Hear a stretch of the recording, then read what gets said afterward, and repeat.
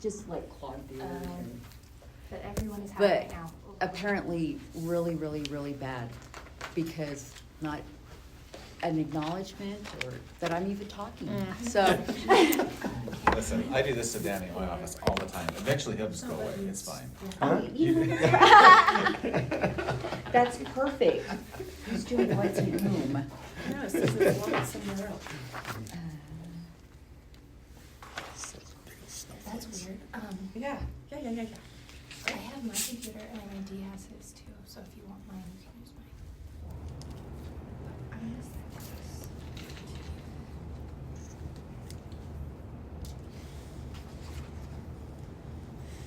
But I print out for you. Oh, okay. And who's all on Zoom besides Robert, or is just Robert? Robert should be, Paul should be. Says there are 2 on there. I didn't know.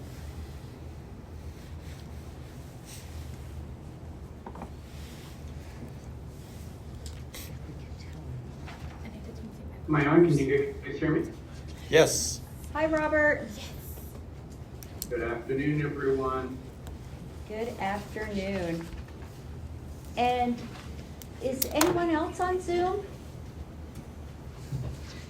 Nope, looks like just me and Sharon. Okay. And the- Oh. Well, thank you, Robert, for deciphering the big mystery for us. Recording in progress. Oh, we have someone who's, Oh, Sheldon just went online. oh, okay, wonderful. It looks like he's still connecting. Well, thank you for the real-time updates. I always appreciate that. And Absolutely. and it's like snowing here, Robert, so not that we're jealous of, I'm sure, your weather. It's a lot nicer, but we don't really need to talk about that. I'll tell you, but it's raining. We're getting some much needed rain. Well, good. I'm glad it's not sunny. No, I mean, oh, wait. Wow. Oh. Was Sheldon able to connect?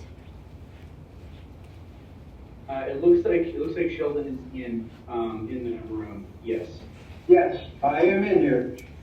Well, welcome, And also we Sheldon. have Paul Healy just joined also. Oh, okay. Well, we'll just wait for a little bit and thank you, Sheldon.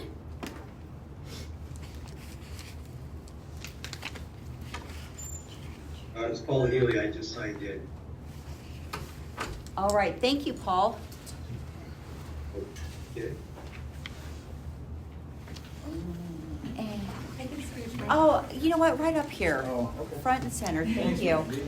That's what happens when you're late. You don't have any choices. And the chats won't be here. Okay.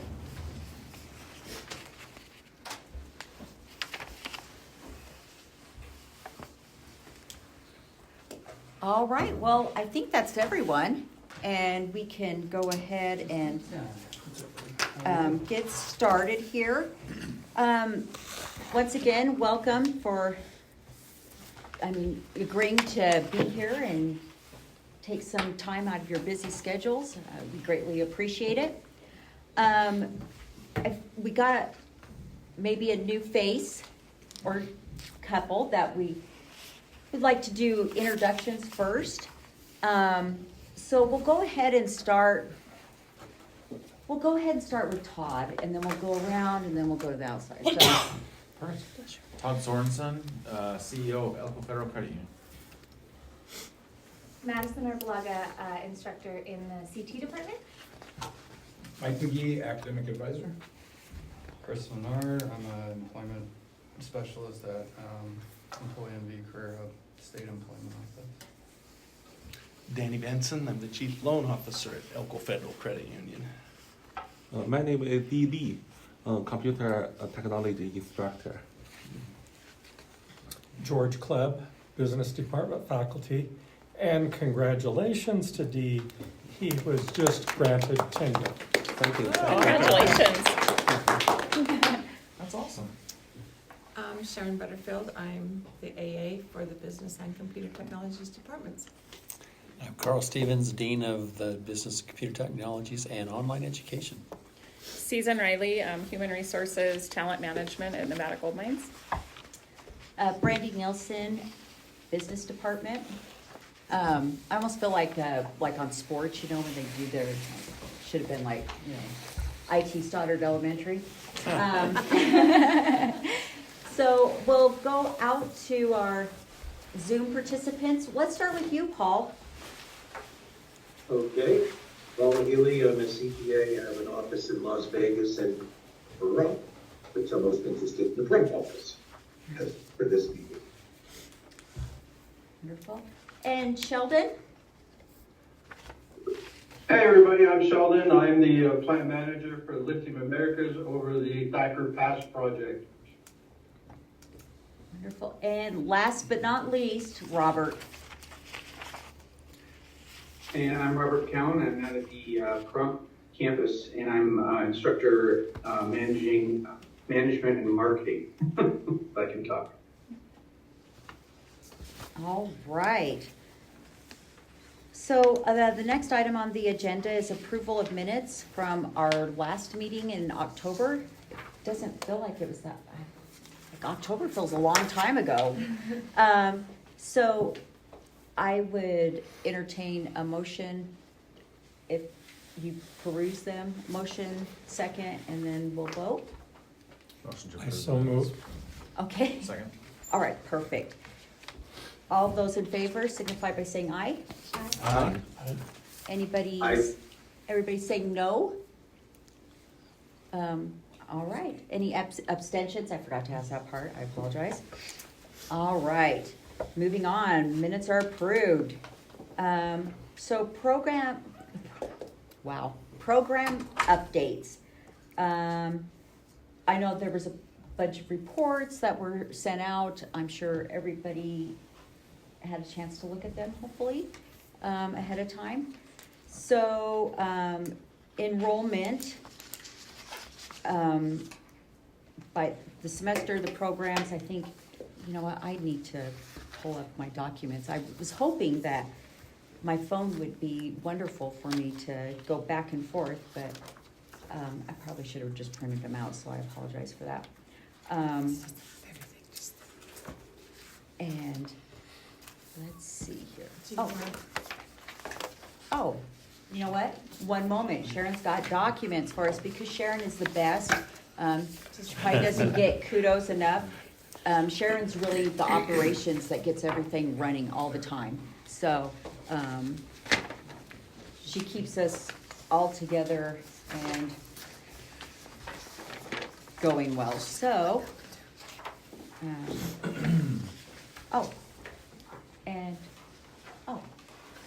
I see what's going on here. You might have to share, Brandy. Yes, I know.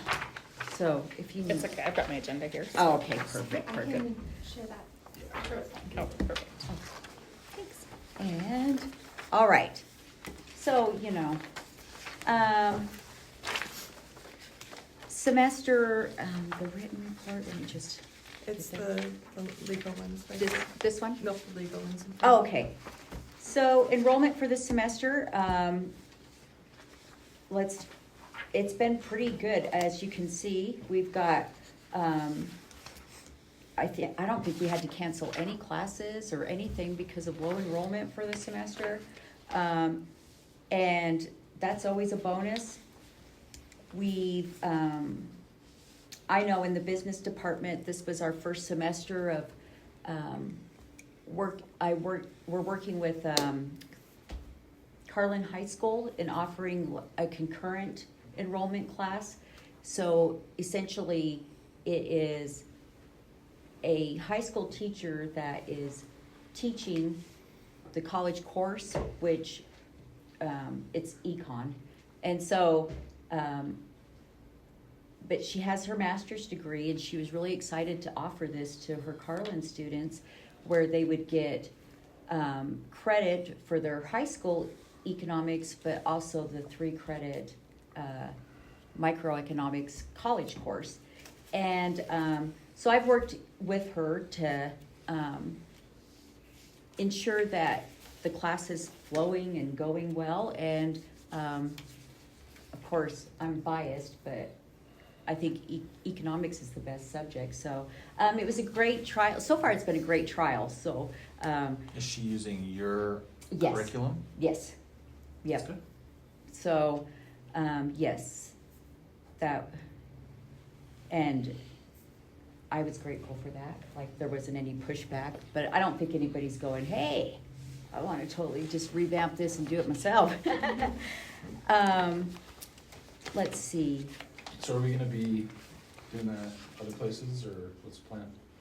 So far, it's just Carlin that's wanted that. I know Carl, Mary, and Carrie went Yeah. out to Spring Creek, and Yeah, a week ago Monday, we went to Spring Creek High School, met with the principal and vice principal there. They are very interested in a concurrent enrollment offering, which is where the course is taught by a high school teacher at the high school, as she was discussing. But they're actually interested in having Brandy do the teaching, either live at the high school a couple of times a week, or by Zoom, which the students would still be at the high school attending by Zoom. So we need to set up that technology if that's the way it's going to go. I don't know what Spring Creek's configurations are for a Zoom-based classroom, but that's not really that big of a deal. So that's a possibility. That's probably starting in the fall. And then we've also talked about the category of articulated credit, which is where students, it doesn't involve any of our faculty, and the high school teachers don't necessarily need to have a master's degree as they would for concurrent enrollment. They just teach their regular class as they normally would.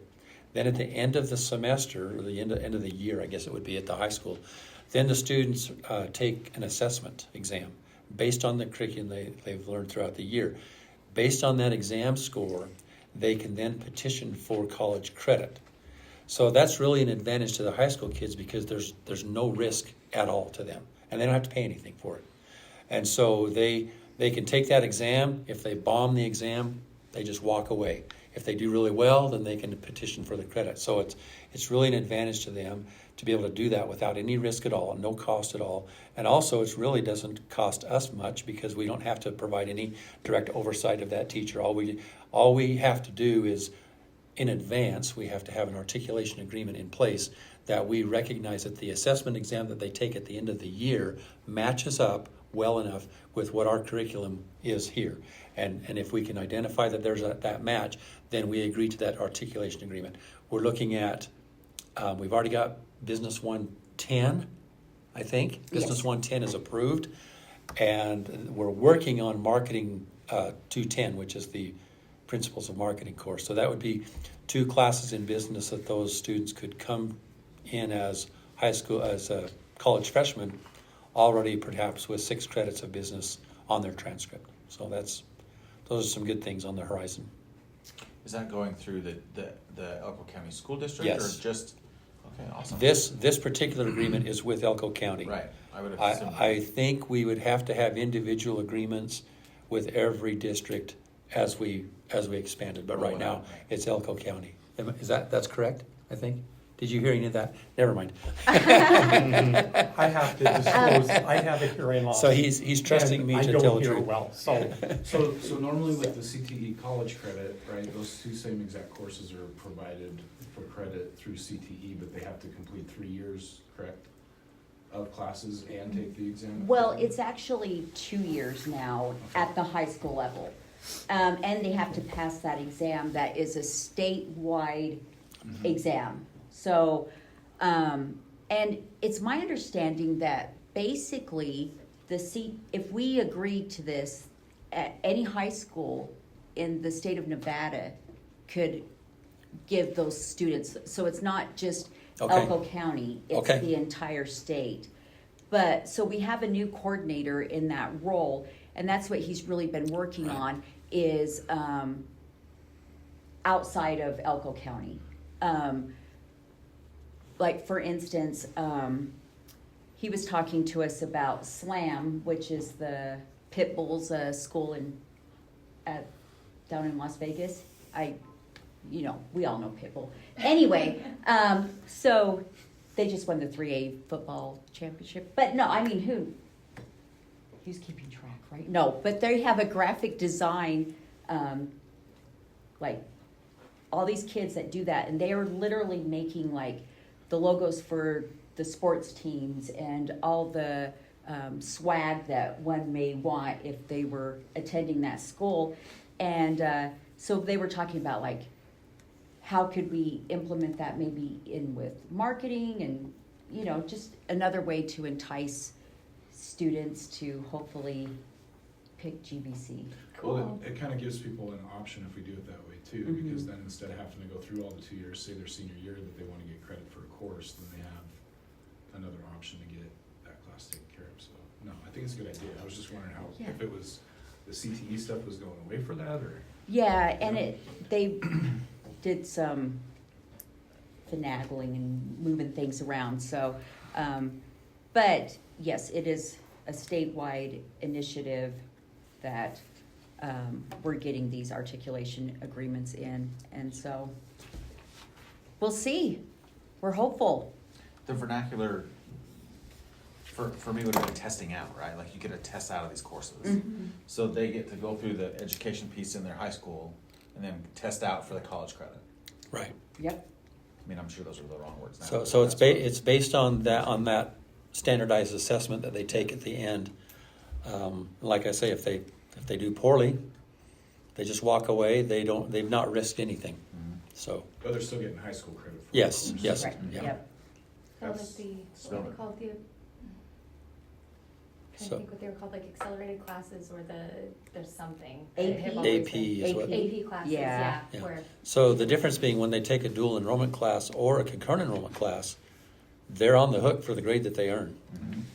And so it can hurt their GPA if they're not careful. So that's something for parents to consider, is if they've got, a Doogie Howser of a child who has a 4.0 GPA, and then they get them into a math class and they struggle, that can hurt that GPA, hurt their application process for Harvard.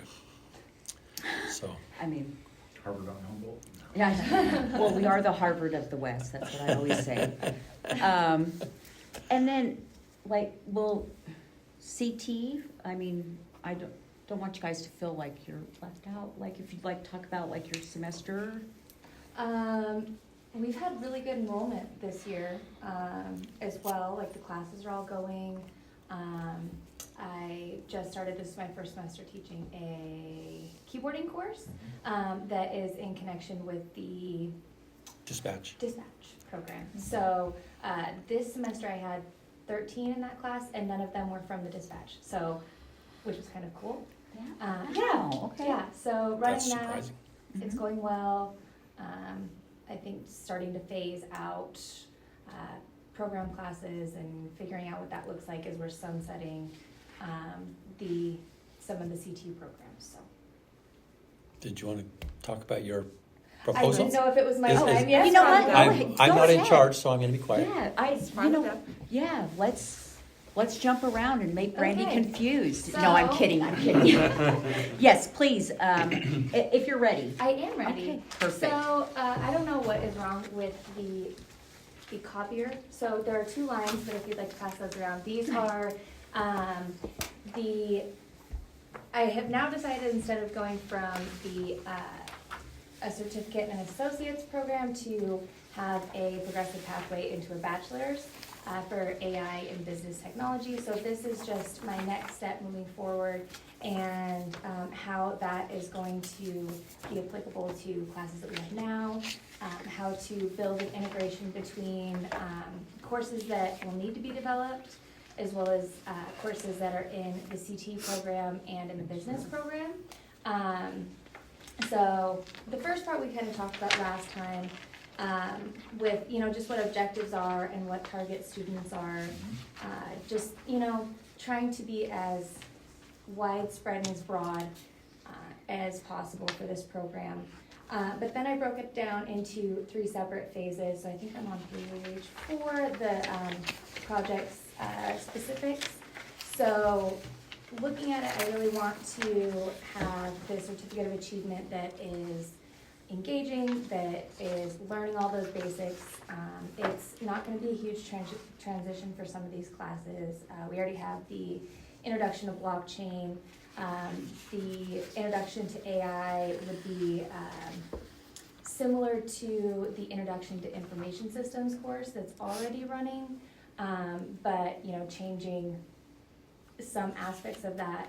And I think that's something, as far as courses, that I will be changing myself, upgrading and updating them to all involve AI integrations.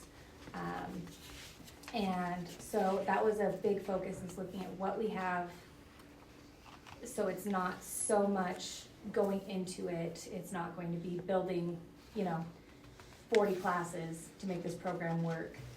As well as how to make it very easy to make this a cohorted program, to where they'll start with that certificate of achievement. By the end of that, hoping to have stackable credentials in there, so they're getting these skills as they're going along, into phase 2, which would be the associates, just building more on those skills. They would need, I think it's 36 credits on top of their there would be 15 from the certificate program. They would need 36 program credits and then 24 general ed. So these are just kind of a rundown of that. And then moving into final phase, at phase 3, hopefully at some point, for that bachelor's. But I did want to make it that progressive pathway, so that it's there and an option. You'll see on some of the courses, these are classes that we already have within the business program. So like for management and supervision, so principles of management, business communications, those sorts of things are classes that I'm hoping that we can move and integrate across. So moving there, there's just the conclusion. Then I have the final summary. So this is what it kind of looks down on a breakdown of what I would be looking at in the next 2 years between the certificate and the AAS. And then I have 3 courses that I would specifically like to develop, so new course development options there. And these are kind of standard amongst AI degrees nationwide, like these sorts of classes. And then I went into possible alignments, so looking at classes that we have, the CT department on the left side, business department on the right side, and just these are looking at what could align. I'm not saying that anything has been agreed upon, no hands have been shaken on these classes, but possible, so it's not just going in full bore, huge amounts of work, but that there is some structure already there. Any questions on that? I also provided some articles and some resources if you'd like to look into the statistics of why this program will be awesome. So I would just add that this would be a new certificate, eventual degree. And as we propose anything new like this, one of the expectations is that we have letters of support from industry representatives and certainly from our advisory board. So that's something that we'll be pursuing in the near future is, I don't know how formalized the letter has to be, but and she is going to want to know that, we've gone through this process, that we've discussed it openly, and then also one of the things is they'd like to know where we think the enrollments are going to come from.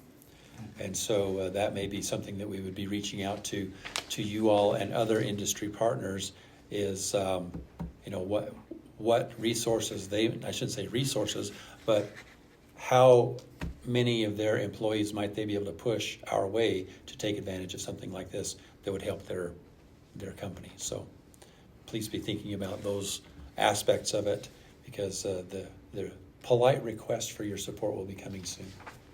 And another reason, so looking at what is, there's programs popping up all over that are AI focused, right? That's the new trend right now. And something that I really wanted to focus on was that relationship between business and technology, which isn't really a cross-section yet. I mean, I'm sure down the line it will be, but how to integrate our two programs and make it not just for students that are entering in as traditional students or second degrees, but that having, you know, this certificate that people that are already in business or working full-time can come back and get a certificate and be building these skills. This program would be all online, so you know, it would be accessible to people who are in the workforce or you know, are looking to enhance those skills for their business.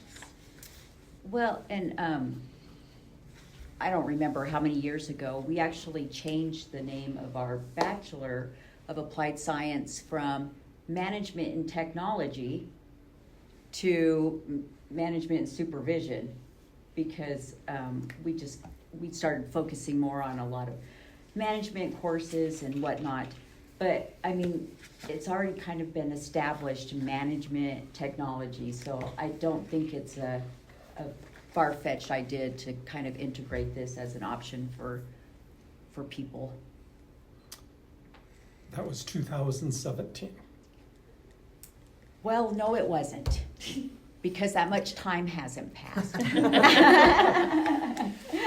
do have one question. So this would be a new bachelor degree, right? Eventually. In theory, yes. Like that's what we're building toward. Yes, yeah.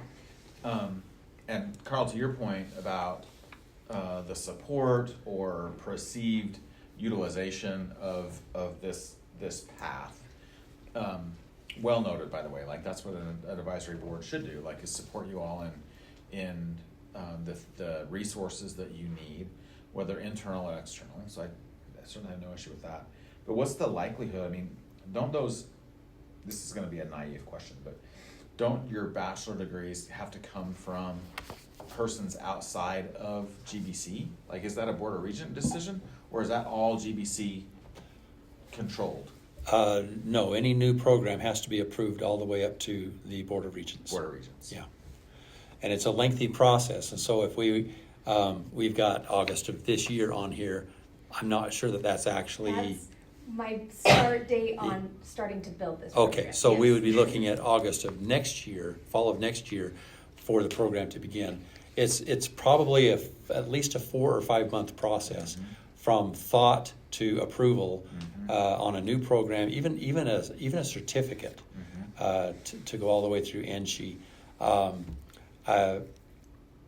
I think it's a bit unfortunate that we have to go all the way to the top for something like that. My view on it is, if it fits within our mission, we ought to be able to decide with your support and with our institutional advisory council's approval, we ought to be able to make these kinds of decisions on our own. But Nevada is not yet to that point. And then the governing check and balance would be under accreditation or otherwise that all of your programs meet all of those normal requirements. Right, but if you have a well-established mission, and I'm not talking about the 4-word mission that we put on a poster, but I mean, what is our actual, the realm that we work within? You know, we're allowed, associate degrees and selected bachelor's degrees. That's our mission as defined by the state. So if we have a program that fits within that mission, I wish we could just have that be an internal decision, internal in terms of what we might consider to be our board of trustees, but we don't call it that. Sure. But the reason I say that is because the Board of Regents in Utah got very tired of everything coming to them. And so they said, if it fits within your mission, your Board of Trustees can approve it. And that's as far as it needs to go. It would be wonderful if we could get to that point, but we're not to that point. And so it's still a process that goes all the way to the top. It takes months and months. So, likelihood of success. So, what was the last new bachelor program that GBC applied for, and was either successful or not successful with the Board of Regents? I don't know the answer to I that. would Do those happen often? Do they? Radiology. Yeah, English and. Those are way before though. Right? Yeah. We've had a bachelor's of English since I've been here, but the BS in radiology, I think, would be the last time. I think you're right. A bachelor's program. Mm-hmm. And that was recent, like within the past year. Okay. So not an insurmountable hurdle as long as you have your ducks in a row. Not at all. Okay. Really, my goal in this I knew that I wanted, at very minimum, a certificate, plans for an associate, and just that, as I said, that progressive pathway, so that it's in place, and if the, structure is there and we have enrollments, then continue on to And that big as she pathway. described it, that's kind of what NSHE expects.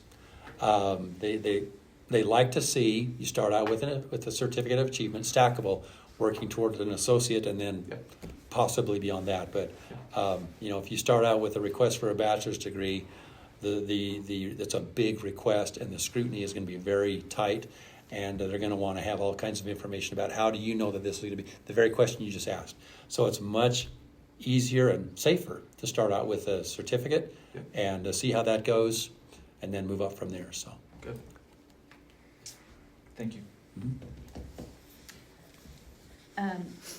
Does anybody else have any thoughts on the proposed potential program here? And those of you out there on Zoom, I will send out copies. Sharon's computer isn't working right now, so she couldn't send them out, but I will send out copies of these program proposals that I have for you. Wonderful, thank you very much. Yep. Yeah, I think we talked just briefly last time on the certificate and the associates piece, that I think that all businesses would support it, right? yeah.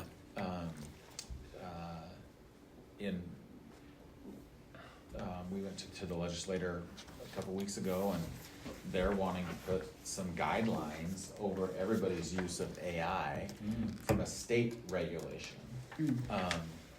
And we were like, hold on, leave the credit unions alone, because our regulator already does that. We don't need to layer on a state thing to that. But when you have, our governing state legislatures having this on their radar, relatively high up on their radar, I think that it only supports, appropriate training and actual ability to use this technology to our advantage and to educate ourselves in it. So I certainly think we're on the right track that way. Yeah. Well, AI, it's that big scary robot that's going to take away your job, right? That's what a lot of people think.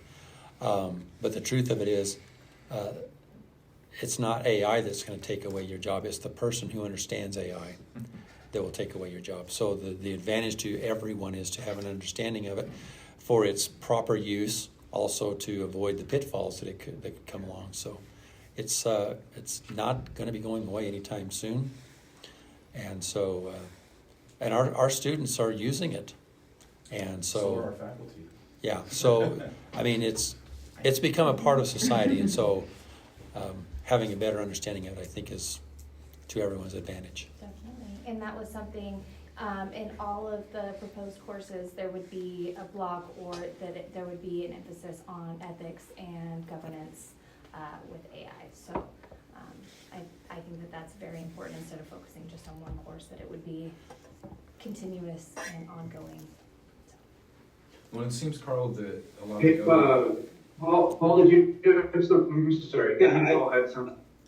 I just wanted to ask a dopey question. So we're talking about, I'm looking at the agenda, we're on the update on Madison's AI program, is that correct? Yes. Correct. That's all we're talking about here? Because I heard about, the associates in accounting and everything else, and I didn't know whether we were jumping around or we're not gonna get to that until later.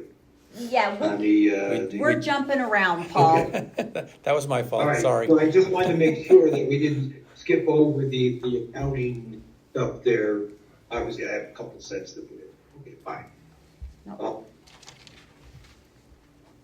I just unmuted myself, and what I was saying was, so we were just talking about the AI portion, and we'll get back to this AAS accounting, deactivation, automation. Yes. Correct? Absolutely. Okay, good. All right, very good. All right.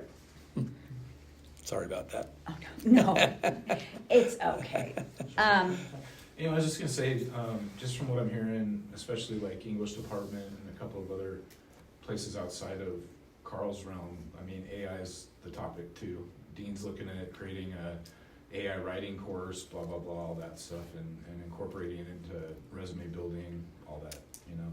So I think that, at least the people I've talked to, instead of trying to discourage it, it seems like we're trying to accept it a lot more than in the past. Integrate it and use it. There you go, yeah, Mhm. big words with that one. No, absolutely, I think,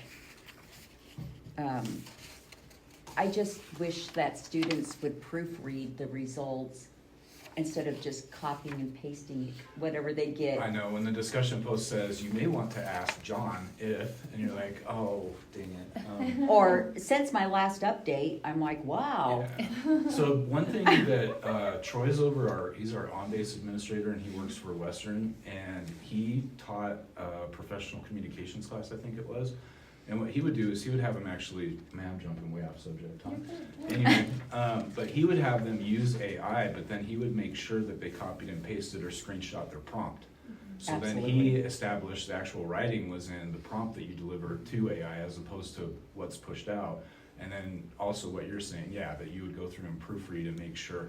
But nowadays, the thing is, what I was noticing as I'm sitting there using Zero GPT and all the stuff that we already have built into Web Campus, is that what I noticed is that the people that don't have enough money to buy the humanizer portion of it are now so basically it's becoming like a money thing. So the students that don't have enough money to buy the humanizer portion or the professional version of ChatGPT are the ones that are getting, caught, which is pretty crazy. So everybody can humanize it, but what you can't humanize, or what you can't do is the prompt, right? Oh my hell. I can't imagine using ChatGPT to prompt ChatGPT, but maybe, anyway. It's Some great conversations with ChatGPT. Yeah, This is apparently the professional version's pretty crazy. It is. So it's great. Yeah, so Paul, we're going to go back to anything else about CT or business that you want to talk about, like this current semester enrollments or how classes are going? Anybody? I want to make sure I gave the floor to everyone. All right. Can't say anything now. We're moving on. Internships into an elective. Further discussion. As far as internships go, We had this on the agenda last time because we were talking about the value nationally amongst education. Apprenticeship is really an important function right now, and they are encouraging colleges and universities to consider internships and apprenticeships for the simple reason many times our employers are saying when they come out of college with their degree, they may not have any real skills. And I'm getting a tremendous echo and I can't hear. talking. Go ahead. So that is why that was on the agenda. and likewise, if you ever have the need of maybe wanting a student for a position, we have companies, businesses that reach out to us, and we just kind of have an idea of maybe who might be a good fit, or we just open it up generally to our classes as an advertisement. So if you specifically, if we're looking at a possible internship for credit, it's a little bit different process, but we all have that ability to set it up. I mean, it is a course that does exist, and so it would just have to be, it's not like it's on the schedule, I guess is what I'm trying to say. So that's always doable. And I wanted to kind of keep the AAS accounting and the BAS program together. So I am going to skip down for just a moment to accreditation. last results and where we are at now and their upcoming visit. And so I'll defer to Carl. Well, we have our, it's an ad hoc visit from a team from Northwest Commission, Northwest, Universities and. Council of Yeah. Colleges and whatever that Universities. is, our accreditor, Northwest. So this is a follow-up visit. This is not any sort of I don't mean to put it this way, but there's nothing punitive at all about this visit. It's just a check-in with us. And so they are going to be here on April 10th, a team of 2, I believe. And I have not yet seen the schedule as to who they're meeting with yet, but we've all been told, be prepared to potentially meet with them, because they could ask during the day that they want to meet with the director of so-and-so. And so we're preparing for that. Mary Doucette has already submitted our ad hoc report, so they have that in their hands. We'll probably have more to report on in our next meeting after that meeting takes place. They typically they make their visit, and typically within a couple of weeks we get a report from them with whatever their recommendations or commendations are, and then we move forward from there. So along with that, we are also engaging in a planning and self-study effort for the entire college. We are subscribing to a product called Watermark that specializes in planning and self-study, and so it's helping us in that process. And another piece of that is that it has a way of making sense of the data that you collect related to your course and program outcomes. And that's a kind of a big, messy thing to deal with. And so we're hoping that this software will help us manage that a lot better. But the big thing on the near horizon is the April 10th ad hoc visit. So we're preparing for that. And the planning and self-study correlation with data collection for your courses, that's in anticipation of using that for your full accreditation? Yes, that's an ongoing effort. So the planning and self-study is not in preparation for the April 10th visit. Sure. It's ongoing. So the accreditation process is a 7-year process, and essentially every time you go through that process, you need to go through that planning and self-study. It typically is going to involve a new strategic plan, which for us it will. And so it's just kind of that planning and self-study is your own framework for how you proceed through those years and those visits, and then following the recommendations that they've given you for improvement. And it's also a framework for gathering the data that they're going to want to see when the time comes. And how arduous is that on the School of Business and Technology versus the entirety? In the big picture, we simply follow the program review schedule, which used to be every 5 years. It's now being changed every 7 years, because that's what NSHE's policy says, and that's also more in alignment with your accreditation visit, because that's a 7-year cycle. Mm-hmm. So it makes sense to have your program reviews also be on a 7-year cycle. I think our 7 years is coming up next year for business. I think so. Our program review? Program review. I think we have a couple more years. Anyway, we just did one right before you became the okay. dean. So we may have a couple of years yet, but I think we're on the same cycle as you guys. probably. But that's all. Every department has their review, and they're not all the same year. They stagger. But so when that time comes, this body will be heavily involved with that effort. You certainly want to include your advisory board's input in your program review, and it will also involve bringing in an outside consultant. You pay for them to come in. Basically, for the department itself, we do a self-study for our own department, and then we hand that over to an external reviewer. They look at it. They come, spend a day or so asking questions, conducting interviews. Then they write a report. So it's a miniature version of an accreditation review. It's a pretty intense process. Yeah. Like a readiness review. Mhm. I was like, I hope it's a couple more, yeah. Yeah, I was asked to be an external reviewer for BYU's continuing education a few years back. And I had never been involved in anything like that. And it was actually a really rewarding and fascinating experience. And it's interesting the things you hear when you do something like that. When people know that they can speak freely and they're not going to get in trouble for it, and it's all confidential. And so, yeah, everything is not as perfect as you think it might be. But so when that time comes for us, we'll have that same opportunity.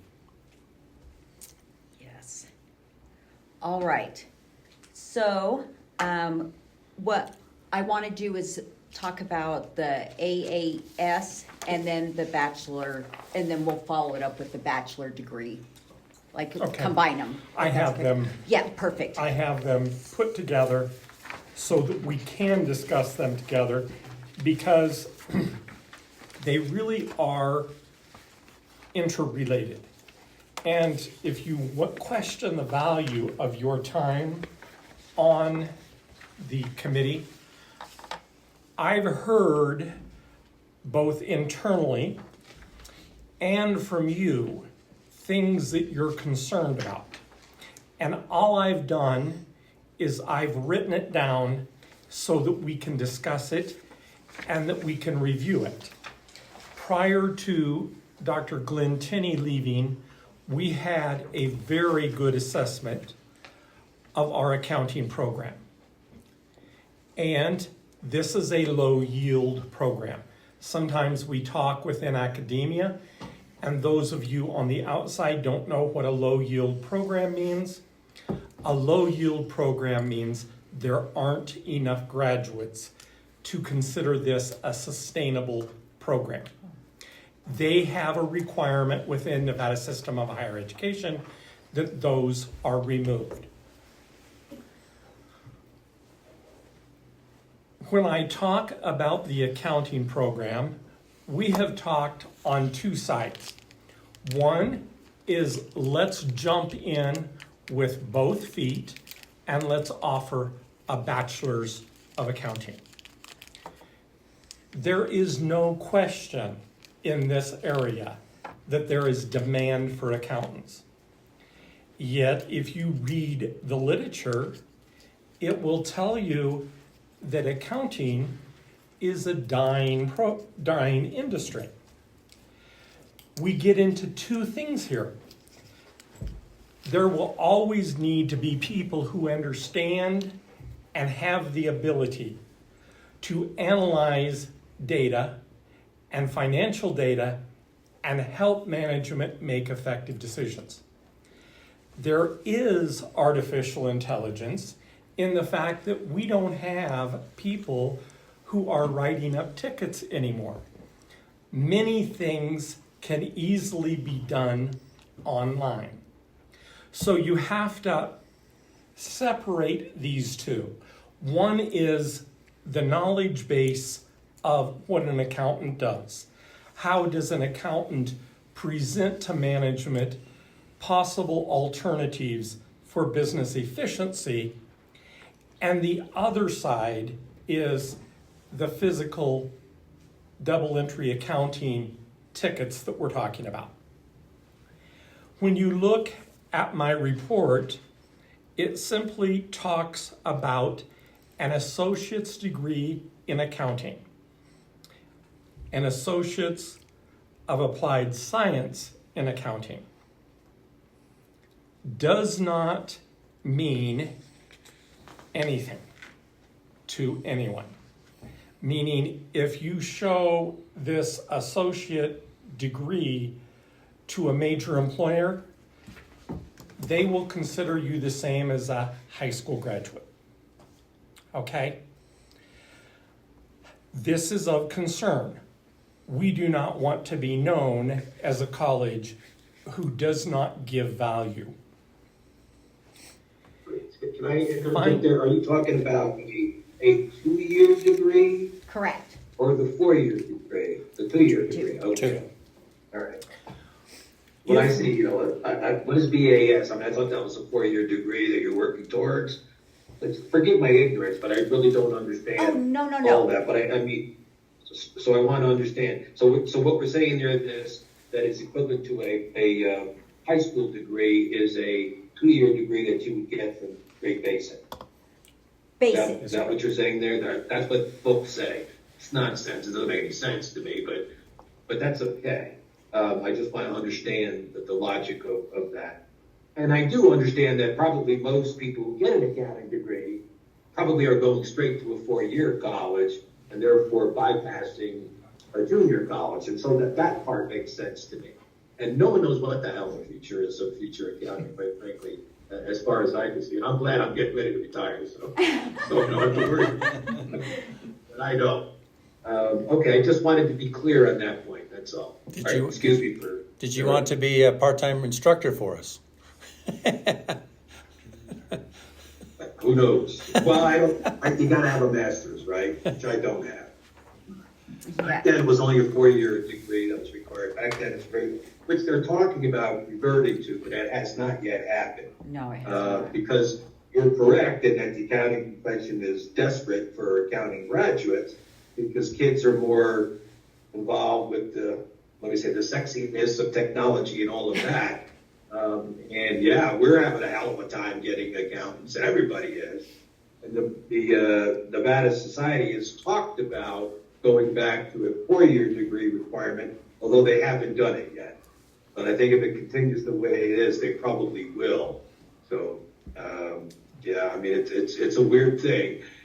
All the technology stuff is taking over. And AI, which is, I didn't harp in on that too much. I don't know what the hell's going to happen with that. I think the IRS is going to use it, and you'll all be to be very, very afraid at some point. That's what I think with AI. Anyhow, that's my 2 cents. In terms of part-time teaching, is it still that you would have to have a master's? Yes. Or no? No, you do still have to have well, a master's. I ain't going back to school to get a master's, so that ain't going to happen. Okay. Done with my schooling 40 years ago, so, okay, anyway. Moving That's all I got. on, and this brings up the next point. Finding qualified faculty remains a challenge for GBC. When we tried to replace Dr. Tinney, who is a CPA with a doctorate in finance, we found many candidates, but no one had a master's in accounting. If you are going to teach accounting, you technically need a master's degree. If you have a master's degree, you probably are a partner in a practice or a senior level employee, and you are making way more than faculty ever will. Okay? The college, when we had a man who was a very good fit, he had some experience in accounting, was mostly a finance person, had higher education experience, had previously taught at colleges, finance and accounting. He accepted our job, but never came up and showed up because he found a better job with a higher salary. After that occurred, the college has taken away that position because of budget restraints. If we would decide that we want to jump in with both feet and offer a bachelor's of applied science in accounting, we would need to hire at a minimum 2, possibly 3 full-time accounting faculty to be able to have a robust program. What I'm needing, and this is something very similar to what Nevada Gold Mines does with their authorization for expenditure. I need to know from you, where is our niche? University of Southern Utah, WGU, University of North Dakota, any other college in the nation that has a business department offers a 4-year accounting degree online. It used to be we could hold the claim to fame. We are good at online instruction. Accounting, in my opinion, and I realize I have CPAs in the room, accounting is not learning math. Accounting is learning a language. Okay? It is really difficult to do a good job of teaching accounting online.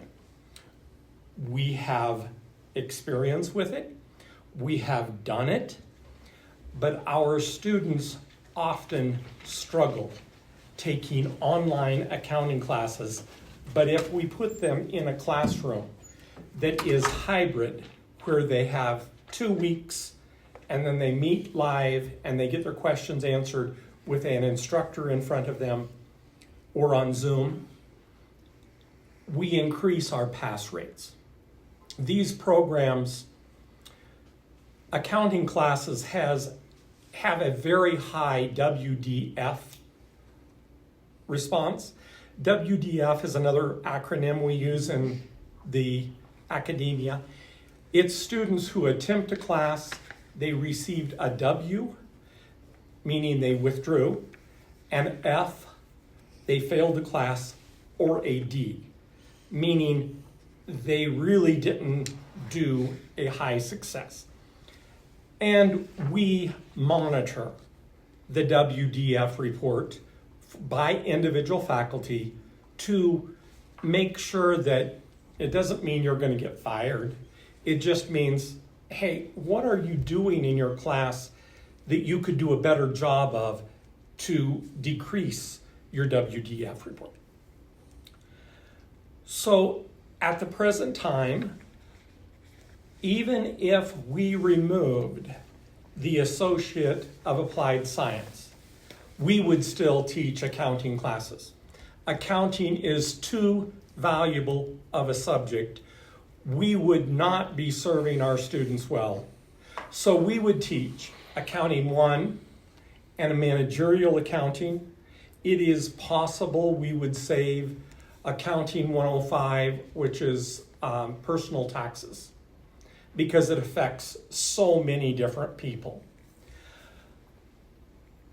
If we jump in full with both feet and start offering it, to create a new program, it takes about 2 years. That's realistic. I used to chair the Curriculum and Articulation Committee. Basically, the process of getting a program approved is you get the approval from the department, you get the approval from the dean, you then take it to the GBC, Curriculum and Articulation. They take it to Faculty Senate. Faculty Senate takes it to President's Council. President's Council takes it to the Academic Affairs Officer, who takes it to the Nevada System of Higher Education Curriculum and Accreditation Committee.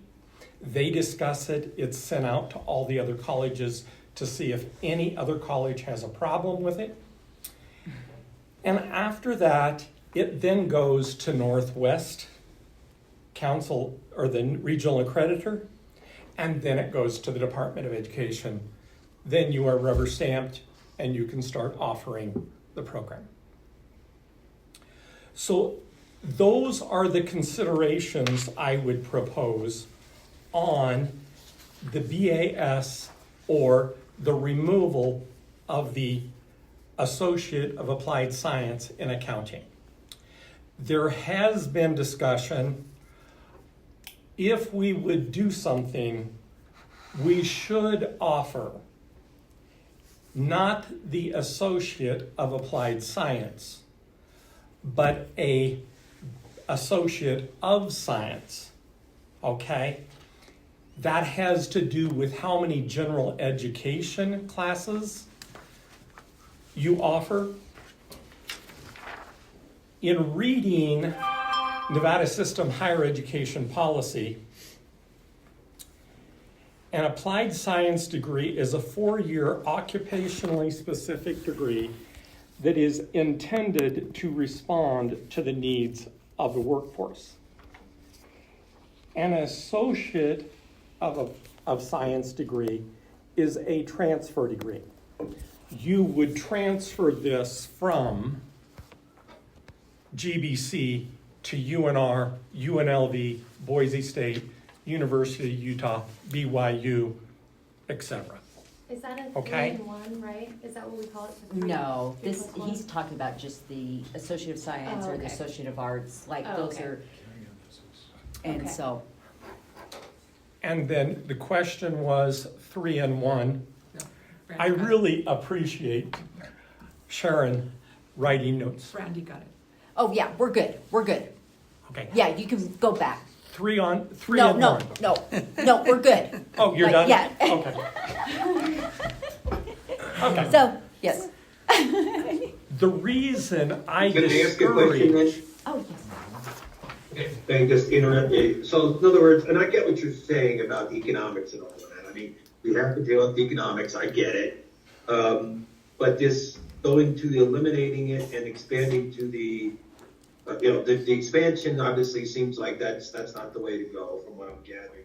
But what I'm trying to understand is if we do this other one, how much accounting would be included in that, which would then be creditable to someone then going on to a 4-year college? Or is that just like not even in a conversation because it just doesn't happen? I don't know. That's what I'm trying to figure out. You understand that Okay. question? I would be happy to answer that question, Paul. My son graduated from UNR with his degree in accounting. The main professor at UNR is Mr. Critchlow. My son watched students who would try to transfer in from a community college. If you didn't take Accounting 201 or 202 from the department, you were so far behind, you struggled getting through the program, and they would give up and quit.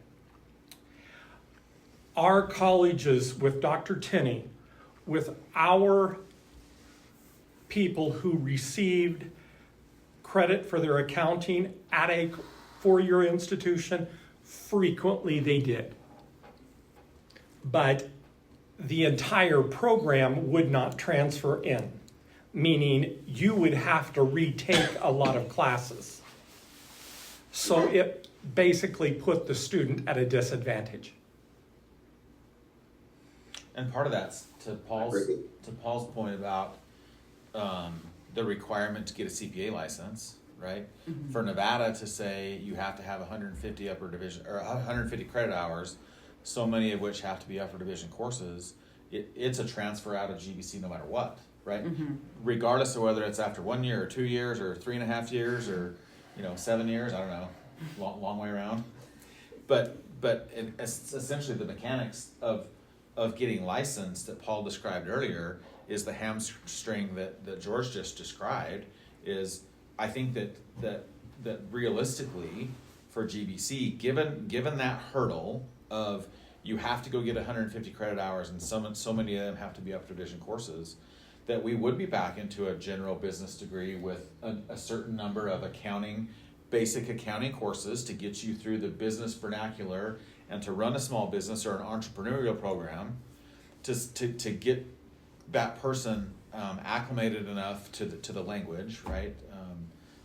Full disclosure, I'm the CPA in the room, but and Paul's well, obviously. But I think that's where we would focus on, right? Is to say, okay, if we're going to redo this, and we're going to raise the white flag of not relying on a change in industry, because all of these states do require the 150 credit hour to take the CPA exam.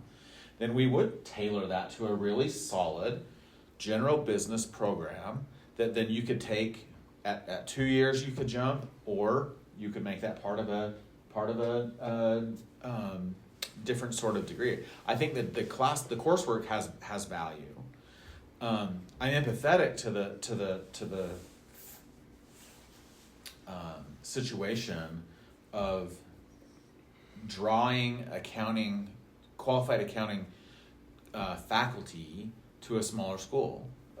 That's a struggle.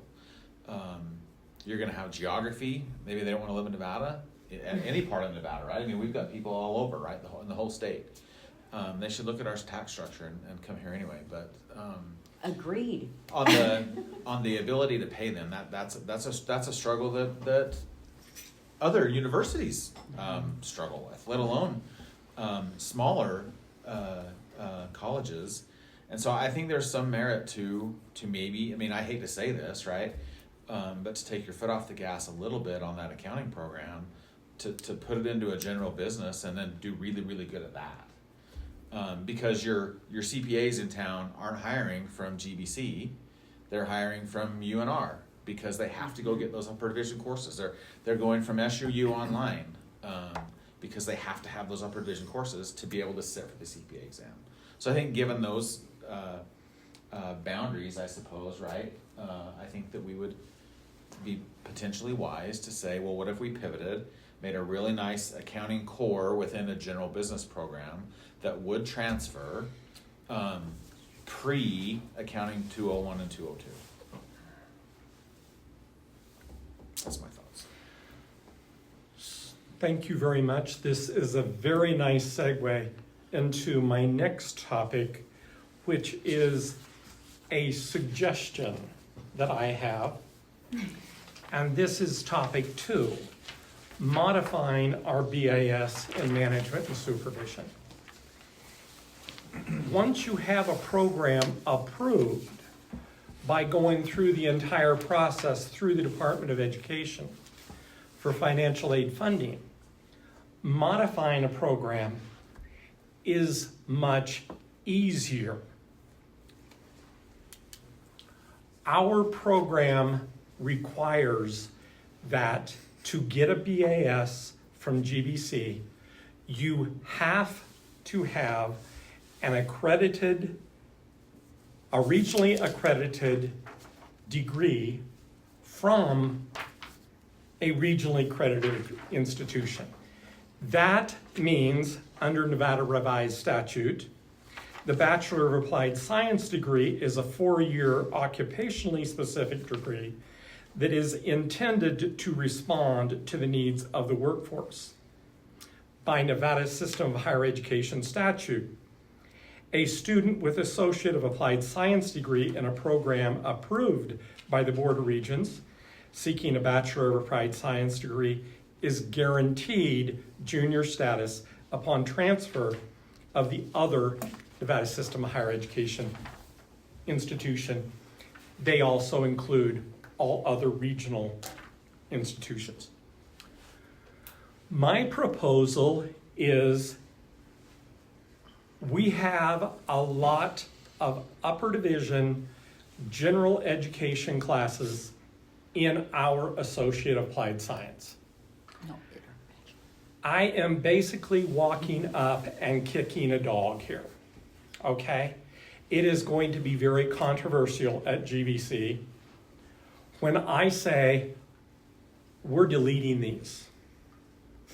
My proposal is we replace those classes with upper division classes that we can offer in the business department that will meet the needs of our local community and our students. This basically frees us up. If you have your report, on the very last 2 pages, I showed you a proposal. This proposal is a Bachelor of Applied Science, Business Administration, with an emphasis in management and supervision. Okay. we start removing things. For example, we have prerequisites. You have to have financial accounting and economics. You are required to have the Nevada Constitution. Then we start adding classes. Business 475 is business law. This is at the very bottom of page 1. We then add a class called Data 310, Data Calculation and Visuality. We add a class, Marketing 316, Marketing Strategies. We add a class, Business 321, Business Communications. We would use existing faculty. For example, Dr. John Rice teaches our lower division professional communications. It's just a speech class. He does an excellent job of having students stand up and present not only in person, but also on Zoom, because that is the way we communicate today. We would approach John and ask him to teach this class for us. We also, and this is George standing on his soapbox, I would love to include in our business program an upper division class on psychology. Presently, we offer 3 classes at the upper division level of psychology. I again would approach Stephanie Davis and say, hey, Stephanie, I would like to have our students be allowed to take one of your 3 courses. The reason I'm on this soapbox is many times I help people who are wanting to become beauticians. A beautician has a relationship with their clients. Being able to understand psychology helps them deepen and strengthen their client-customer relationship. If you are in HR, if you are a manager, if you are anyone in the business world, you have to work with human beings. And human beings can be funny creatures. Having some knowledge of psychology would help you. We then move down to the mastery course requirements. And everything I say here doesn't mean it's etched in stone. I am looking at creating a program that is easily moved and pivotal. COVID taught us one thing. Those who survived are the ones who could pivot their business model to find something that would be of interest to students or customers in their case. I'm wanting to do the same for our students. We talk about organizational and interpersonal behavior, human resource management, labor economics, operational quality control and problem solving, international management. Again, not making you an expert in international business, but creating an awareness of international business. An upper division class on entrepreneurship. This isn't starting your small business. This is being an entrepreneur within a company. How does the company become entrepreneurial? Hey, George. The applied accounting and finance. Oh, I was just going to add that these mastery course requirements are classes that we teach currently. So these wouldn't be additional. These are ones that we do right now. So I just wanted to make sure that everybody knew we weren't talking about a whole bunch of new courses. The new ones Okay. are, the new ones are. Glad you highlighted. clarified that. Something else I'd like to add to that too is as I was looking through the courses that I felt would be applicable to the AI and business technology degree, there were multiple that were in that mastery course pathway. So, kind of double dipping there. And again, not a lot of course building, but smashing heads together to make these classes as robust as possible. Thank you for asking that question, because when I reviewed your proposal, I had a major concern that we were going to take our body of students and we were going to simply split them, and both programs would end up being on the low yield report. And I definitely don't want that. By doing what I am proposing,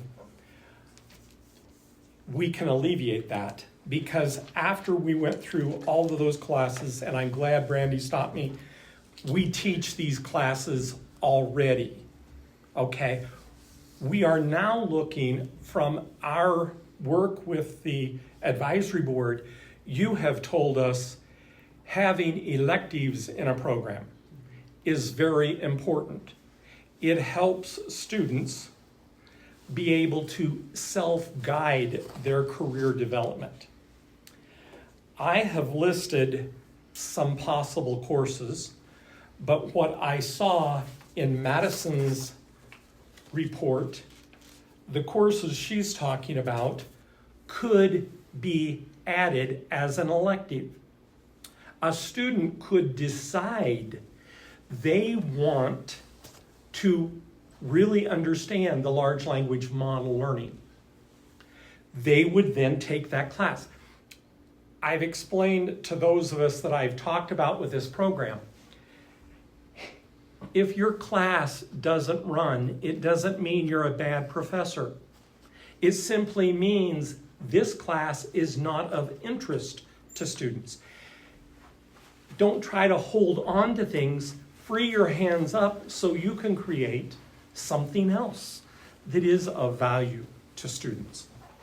It makes it where I've mentioned strategic management and policy, money and banking. After I thought about it, money and banking is a little bit too nuanced to my background, which is commercial banking.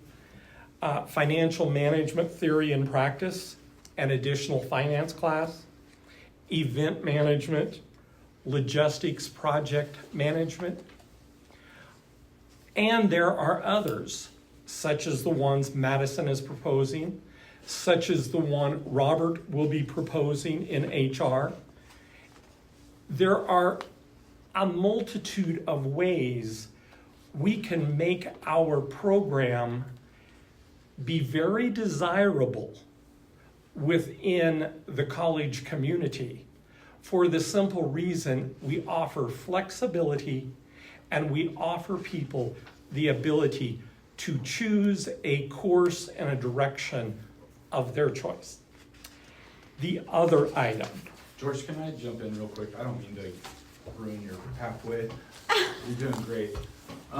So everything you're talking about, I agree. And the one big thing that I would recommend is we do deal a lot with transfer students or people that are coming over from other programs. A lot of the people that are in your current BAS system are actually AA majors instead of AAS or AAS accounting.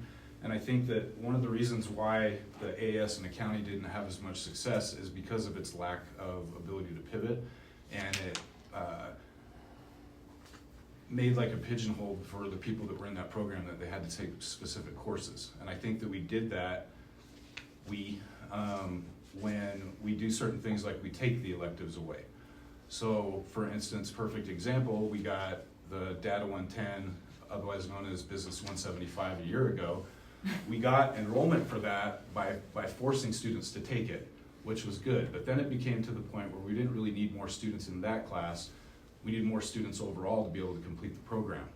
And whenever we make, one thing that I've noticed at GBC, at least from an advisor perspective, is whenever we get more specific about the requirements for a class, or whenever a program decides that only one class is gonna fit, that's when we start losing students, because they have to take more classes, or they have to take a specific class that they don't want to, or they have to take a specific prereq. And so what I would say is that if there's some way, and maybe this would help you to win your argument with all the other mastery course people, I don't see why we have to eliminate the possibility of them taking that. I think that it could be integrated into your suggestions and still allowing for the or. Like if I wanted to take, I don't know, psychology is a bad example because you're asking for an upper division. But if I wanted to take Math 389, the statistics course, as a student, I don't see how that's, you know what I mean? There should be a place where that's gonna be able to be substituted without us having to fill out a form every single time. And I think that the more adaptability that's provided in this bachelor's program for people to go whichever pathway, which is kind of what you're talking about already, it sounds like, that I think it's gonna be easier for us to get people in this program and through it. And the reason why I say through it is because a lot of people that are trying to get into this program are business industry professionals. It's not just some student that started out fresh out of high school that's trying to get through this. It's somebody who needs a bachelor's degree for their job, or they've been working somewhere for a long time and they actually want a piece of paper to show that they've completed some type of program with somebody. And for us to be able to transfer stuff in, like if they took stuff at another school, the more specific we get about the class that they have, the harder it is to get those people through the program and into it. Is that? Thank you for your question. It's very good. That is the point. And just as a point of clarity, when we talk about those other mastery program requirements, if they take them, I've worked with admissions, and we're going to use them in a shadow box, meaning if they've already taken that class, that previous mastery course class, they don't have to retake classes. They get credit for it, and they just move forward. So would they still have an option to take that, or are we saying that they, do you know what I mean? Because if you're canceling out that ability to take those, like what if they want to take the mastery courses that are available? Now we're saying they can't, right? Mike, I guess going forward, I really would have a hard time saying, boy, Go ahead. I really should take crop circles That example. as a but- class in a business program. That will really help me in my career. Definitely to be a better banker. Do you see my point? Oh, yeah, excited. I do, it's just that, I just, so like when I'm advising when I'm trying to get somebody to get into the business programs, because I love this department, and they're coming in with transfer credits, and they want to do a business AAS, guess how many credits they typically get? It's like a 0, because they haven't taken anything other than the gen eds, like the English, right? And so once they can go into an AA and have 21 credits, take accounting 201, econ 102, make sure they have the right math, and now they have access into our management and supervision degree. So what I'm trying to say is, like, whenever we make stuff super specific, like our business AAS is, where all those classes, they have no room for freedom unless it's a program decision to where you're going to substitute courses. It seems like like as an advisor, if I'm trying to do the students justice, I'm not putting them in that program because it's not allowing for any transfer credits. And I think that if we don't, I'm not saying this is a bad idea at all, and everything you said about pivoting and all that sounds great, and if it has the ability to bring in classes from Madison's program, all the better, right? But I'm just afraid that the more, like, we are only gonna be offering 3 elective courses that are gonna have maybe 2 or 3 options, is that correct? Or 2, right? I would say the student would have up to 12 classes that they would be able to choose from. Okay. Okay? And Mike, to your point, the business department, if it's under the business department control, we are extremely liberal I would agree. in substitution. I would agree. I would also say, though, that it hasn't always been that way, because as great of people as have been here in the past, some were a little bit more of sticklers on things, and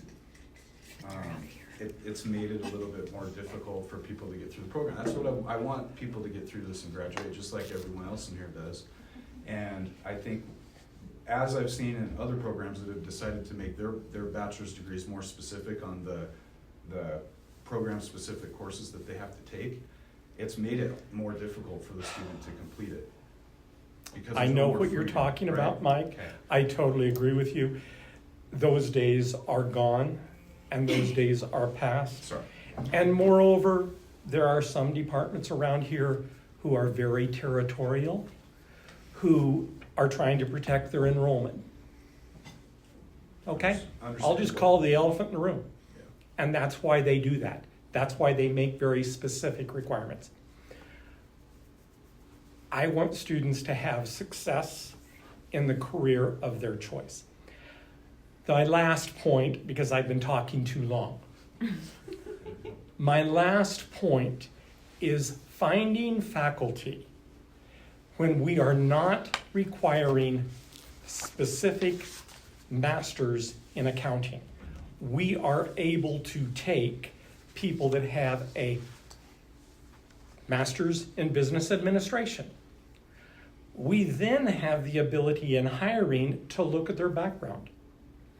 I'll use Dr. Cohen as an example. He has his doctorate, but he comes to us with an extensive background in nonprofit and state agency executive management. This allows us to offer classes because most business professionals at some point in their career will be asked to serve on a local board. Having some knowledge of nonprofit planning would be of benefit to most students. What I like is with this program, we can hire local people to be able to work as faculty. Now, I am happy to take any questions. If it shows up here on the screen, it really helps me, but I'm not a rude person. If I ignore you, it's not that I intend to ignore you. It's just that I didn't hear the question. So anyone? Anyone? Bueller? I think my only question, sorry, I do this at EFCU too, right? Danny's probably like, oh hell, here we go. I like the dialogue back and forth. I like the proposing of new degrees. I like the flexibility that you all have went with. We may not be your best. We're going to be your best sounding board on skill sets, not necessarily how to structure a degree. But what I would be curious about is, because you may come back to us at some point, right, with some finer points or sharpened pencils on, well, what if we did X or Y? The one thing that I would want to have you layer on, and maybe this is a Carl layer on, but we talked, I think in our first meeting about caseloads and overloads, is that the right word? We talked a lot about overloads in the business program. I would want to layer on new requirements, old requirements, switching of a degree or two. I would want to maybe have layered on what your faculty overloads are, and what the plan would be to say it's easier if we go into this type of an environment with X number of overloads or none, but X number of overloads, and instead of needing 4 masters or doctorates in accounting for a full bachelor program, if we pivot off of that to say, all right, well, let's kind of move this other direction, and now we can hire professionally qualified instructors that aren't going to hurt our accreditation, or we're not going to be penalized for that professionally qualified in our accreditation. This is how we think that this would look. And there's where I think you're going to have at least some reiteration for, yes, our programs will work, and yes, we've considered what those overloads are, because I'd have a hard time, even though, I mean, all of these sound awesome, right? Let's say we went with all 3 of these choices, well, we're going to need 10 people. And I just don't know that that's realistic as we kind of migrate through academia and the ability to hire people. So that's my only thought is when we do clarify, or maybe get with additional clarification or sharpen pencils on which programs we want to focus on to implement. Because, to your point about the AI one, timing's going to be critical on when we decide to pull the trigger on that we want to go apply for that bachelor's degree. I think from an oversight perspective and an advisory perspective, I just want to know how that impacted your existing faculty and what add-ons you would need with either increasing or decreasing these overloads. Well, it might help actually having the flexibility, because when the students have flexibility to take different courses, when these guys are creating a long-term schedule, right, they don't have to teach every single class every single semester, and we can't because we don't have the faculty to do it. But what ends up happening is, as long as we have a long-term schedule and there's flexibility, like it's not, you can only take this one course that's offered every other semester. I have a student who wants to graduate right now. If he has a second option, he can take that second option even if it's not what he wants to do. Sure. It's a class that can get him through graduation. And that's what I'm saying, whenever we start limiting the freedom for students to make a choice, it makes it more difficult on us to make course suggestions. It makes it more difficult on them to figure out who's gonna teach this class each semester, if, you know what I mean, if we're trying to offer everything at the same time, so. To refer back to what you were saying a moment ago, Mike, about various departments being very territorial about their courses. And particularly if their course happens to be one of those mastery level courses that is required within a program, even if it doesn't relate to that program. My view on that is we are judged by how many people we graduate, right? When a student graduates and walks across that stage, there isn't anybody up there saying, let me see your transcript to see how many business classes you took. They don't, and she or no one else cares how many business classes are on that transcript. What they care about is the name on the diploma, right? And the title on the diploma. So I'm in support of George's idea of, and your idea of, let's make this as flexible as possible so that we can make provide as many options as we can to a student like you're talking about, that they want to graduate this semester, but the class they need isn't being offered. Well, what else can we do for them without, seeking heaven's approval? And so what can we do within our own program to allow for substitutes, to allow for that flexibility, to take care of the student who's trying to reach their goal, as opposed to what was referred to a few minutes ago about, no, you can't do that because we're not going to let you do that because that's my class and I'm going to make you take it whether you like it or not. That doesn't serve anybody. So yeah, we try really, really hard to get people in the front door, and then we make it really difficult for them to get out the back door. And we need to make it easier them to get out that back door with a diploma in their hand, not being so dang concerned about the list of courses that they took. They didn't take this one class, so we're not going to give them the diploma. That's not the way you run things. So I would like to be as flexible as we can.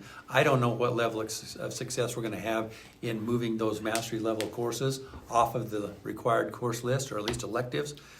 But if we can provide other options, the more flexible we can be, the more we can satisfy our students. Well, so other departments already have gone to the point where basically you can take the math or the science. As far as like ours is set up to where you have to take the math, the science, like every single one of them. All four. And then the other departments have. So I have a person who basically got him. This guy's been in HR for 30 years in New York City. Is basically about to retire and wants to be a parole officer of all things, or probation. Sorry, don't ask me why. But me and Dave have been trying to get this student through Dave's criminal justice program for probably about 6 years now, and he's basically at the point where his catalog's ending. So we had Stefan Beck teach him, even though he's out in New York, a live Math 116 course, because this guy is absolutely brilliant. Can't pass a math class to save his life. So then I look, and I'm trying to get him into social sciences program or business. I can't put him in business because he has to take Math 389. And he also has to take statistics. So that hurts him. Short of you guys providing a miracle to me, I don't know how we're gonna do that. But then you go over to social sciences and they have the option to where you can either take the geology or you can take the math. Geology doesn't have a prereq. So there you go, you're good. Except they do have that whole thing where you have to meet the guidelines for an AA or an AS. So now he's back to having to take another math class. And That's so frustrating. it's very frustrating. And as much as I like certain people who were here before, a lot of the times when we would be submitting a very large amount of paperwork for in order to basically say, can this work for this class? It seemed like it was almost always denied. And that was with very good support paperwork wise, in my opinion. But it seems to me, and I was talking to a a lot of people that work at the college here that wanna move up. And the business department would be perfect for them. But when they look and they gotta go through an entire 2-year program, and they have 30 years of experience, and we're only willing to give people at this institution for work experience, the only option is that they can get non-traditional credits, which can only go towards an AGS degree, which with some modifications can get into our program. But they're still only given elective credits. And I think that one thing that, as far as the flexibility of this, if we're gonna change stuff, is I think we need to somehow think about how work experience is gonna equate to academic progress as well. And I don't know how that works or what other institutions do, but it's difficult for me to say that somebody that has 30 years of work experience in a bank but doesn't have an associate's degree, doesn't have a significant amount of knowledge that should translate into degree credits. And I think that of any programs that are gonna be able to do that, it would probably be this one, you know? So that might be something to think about too. And that was I something can that really understand where you're focused. coming from, but I we've get tried all that doing stuff, yeah. a lot of classes for people who had 30 years experience in a bank,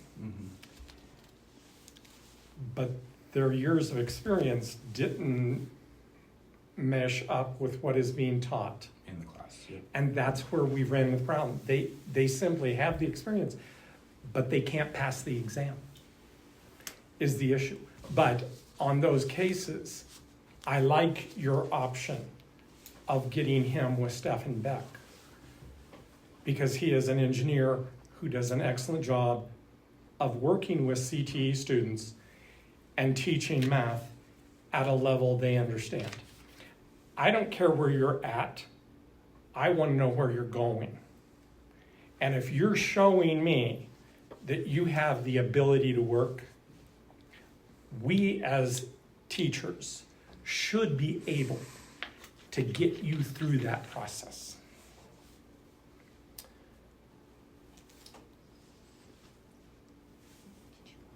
I had one other thought, and I cannot remember I'm sorry. what it is, You apologize. because it was too was long the ago on the best script.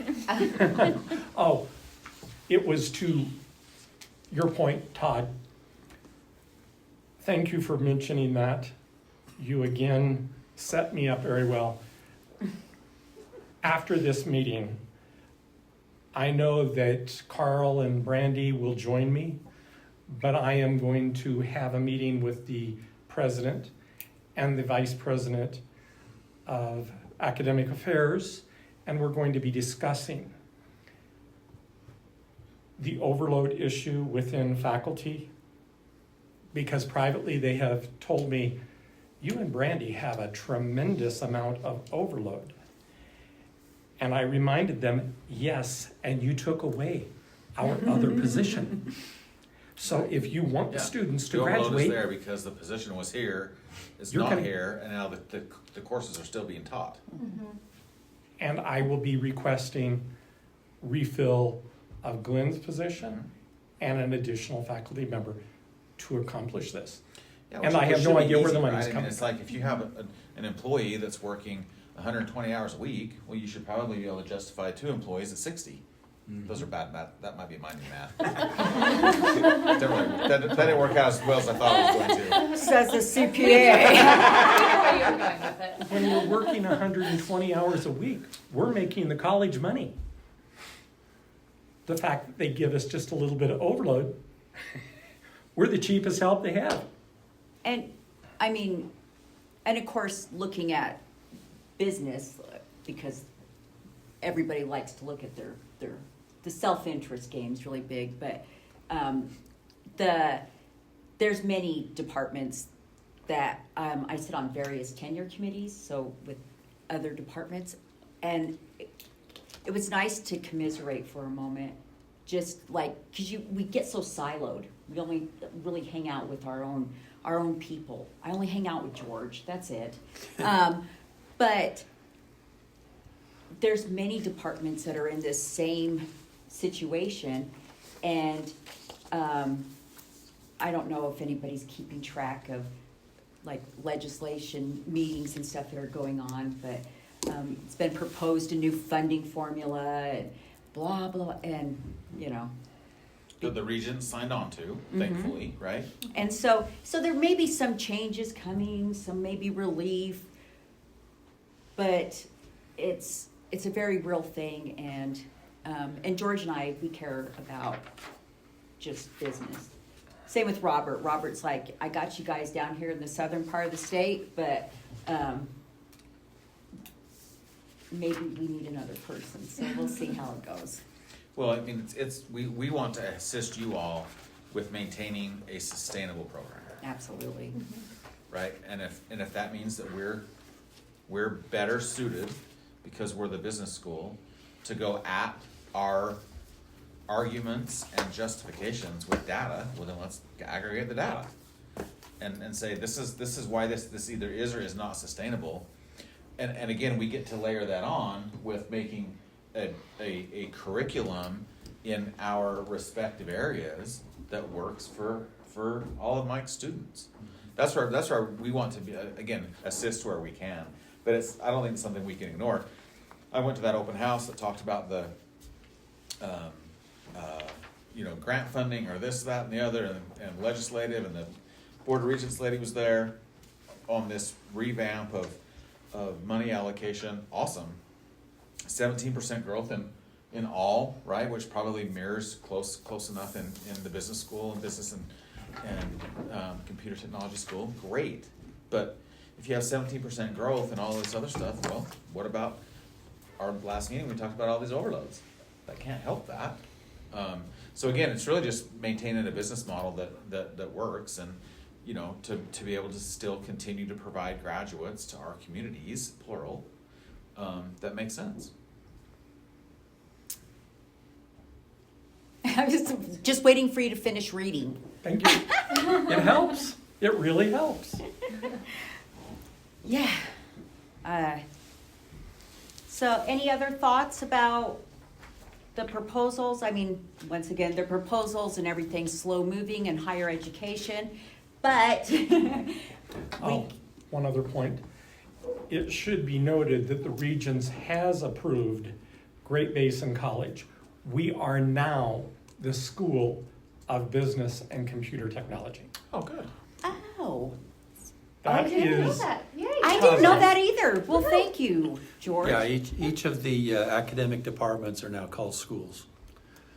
Well, fancy. At the dean's level, so. We're the School of Business and Computer Technologies And online. and Online Education. Although online education is not an academic department. I'm sorry, I forgot the online education.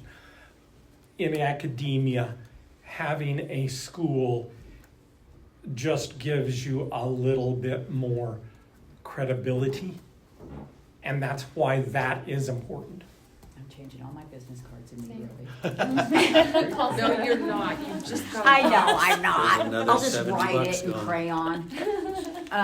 It's a whiteout pen. All right, George, I know you're tired of talking, but next on the agenda is Power BI. Did you want to say anything about it, or where? Okay. I work with a consultant who does a lot of work all over the United States in the area of Power BI. She was able to come to GBC, well, via her home in Florida, online Zoom. She does work with Nevada Gold Mines. She was willing to give us an overview of Power BI. I had provided information that Carl uses from a data analytics standpoint and creating dashboards. Nevada Gold Mines uses this extensively within their departments, from the geology department to the operations department to HR, where they use Power BI, taking an Excel data set and then putting it into a format that people can have high-level, very critical thinking skills on what is our next best option. And she gave us hour and a half presentation on how it would look and how it would work. Our dean, and Mary Doucette was in there, several people. They were looking for ways that we could use it.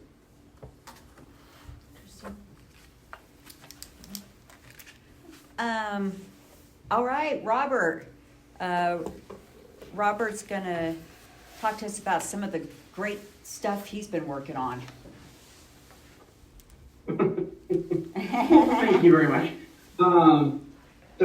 I submitted the application for our academic alignment application to the Society for Human Resource Management, and that was approved. And so going along with that, there are some things to consider, and a lot of this goes, really plays directly into kind of, George's or the department's initiative to kind of revamp the bachelor's program in certain ways, right? And so I crafted this email back in January, so I'm just going to read excerpts out of it. That way I don't forget anything. Being a SHRM, being a SHRM certified as a human resources professional is not a requirement in HR, right? But it's the value add. So it's something that we can market towards our students, and it adds to our program. It makes the program much more marketable in the business environment, especially for those looking to work in the human resources field. As an academically aligned program, we're listed as such on the SHRM provider website, and we can market our BAS program as an academically aligned program. And we're also a recertification/continuing education provider. And we have the rights to use the academically aligned program badge. It's a marketing badge that we can use on our materials and on our website. Our students receive discounts on a variety of things, including SHRM membership. The SHRM certification exam is offered at a significantly reduced price, materials, and etc. If we're going to maintain our alignment and market our BAS program as such, there are some best practices that we do need to keep in mind. The SHRM BASC, which is the body of applied skills and knowledge, that is either curriculum-based, workbook-based, or computer-based. And that the SHRM BASC is what students study in order to sit for the SHRM CP, Certified Professional exam. So we would need to incorporate that, either the workbooks or the actual online version, into an upper division HR course, probably Mark 367, because that is our upper division human resources course. And the students would be the ones to purchase either the online version or the workbook version, whichever we decided to go with. Online is much more expensive than workbooks, so that would be a consideration. Because of the need to integrate that curriculum into the program, whichever one we used, either the SHRM BASC online or the workbooks, it may be more streamlined to have one instructor for all the HR related courses, but that might not be necessary, right? If we can incorporate the SHRM BASC or the workbooks into just one course, then it wouldn't be such a big deal. However, it is recommended but not required that the person who is teaching the HR course that has the SHRM BASC or the workbooks incorporated into it, that they have passed the CP exam. So that would be something that the instructor would need to look into do. We should also look at adding another HR course. There's 8 competencies within the SHRM BASC, and so we could easily we could easily pull together another HR course. One caveat to that is it would not be allowed to be a elective. So all academically aligned programs and courses, the HR classes cannot be elective courses. Also, they do like to see internships if possible. Internships, we love, if we can do internships, absolutely. That is something that they do recommend for academically aligned programs. I think our BAS, as George mentioned earlier, because it's it's designed to be an occupational specific program. Human resources obviously is an occupation, and so I think it's exciting. There's some things we need to think about, right, in terms of some possible changes and additions. But I just wanted to present this information to the group to get this feedback in terms of the value add to the bachelor's program. And so, Robert, I have a couple questions about, so are you talking kind of like an emphasis, or are you talking about the program, this program, the BAS being SHRM aligned? I'm interested also just to hear, sorry, before I forget, I'm also interested to hear about the, like the workbooks all being in one course, because I just became CP certified in January. And I mean, it's like 4 textbooks worth of work and really expensive workbooks or online, like $1,200 expensive. So just something to think about from a student perspective too, of the cost of that. Absolutely. No, very good points. Very helpful information. The BAS program is our current BAS program is already academically aligned. We do offer, we already have 3 HR emphasis courses. And so it already is aligned and it already is approved. And so if, moving forward, it would be good to add one more HR class, HR specific class within the 8 discipline areas. But now, the point that you made in terms of incorporating all of the SHRM BAS material into one class, that would be probably very difficult, right? And so that's why if we added another upper division class, we could spread that over those 2 courses, right? So that we're not trying to shove all that into one class. Now, as to price, because we're an academically aligned program, there's academically aligned pricing, which is significantly cheaper than what you would pay, for example, through the website at retail. I think the workbooks, like all the workbooks, like $40 or something. And so that's they're. Well, I missed. Well, I missed I'm so sorry. Oops. Now, the online though, the BASC Online would still be much pricier than the workbooks. But it would still be in the academically aligned price point. I don't know exactly what that is, but I know it's a significant reduction from what you would pay if you purchased it on your own.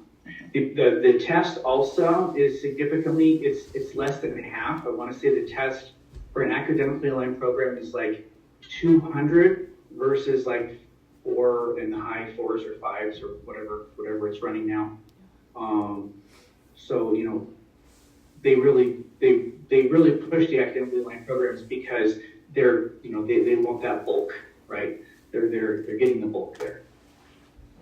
Did that answer the question? Yeah, it did, and just +1 if internships are an opportunity, because like for us at Nevada Gold Mines, not so focused on the degree or even the certification, but the internships and having the ability to have learn those like discernment skills and things like that are so much more critical than the academic piece when it comes down to the day-to-day work in HR, right? So yeah, that's a big piece.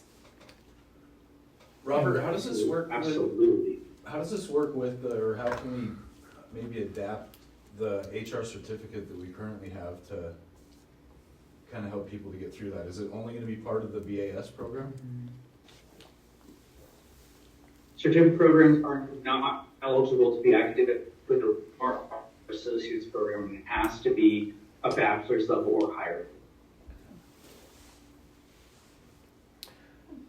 My point is, what Robert's talking about is exactly what I am wanting within our program in the BAS revision, where people can direct themselves to a certain career path versus just getting this general degree.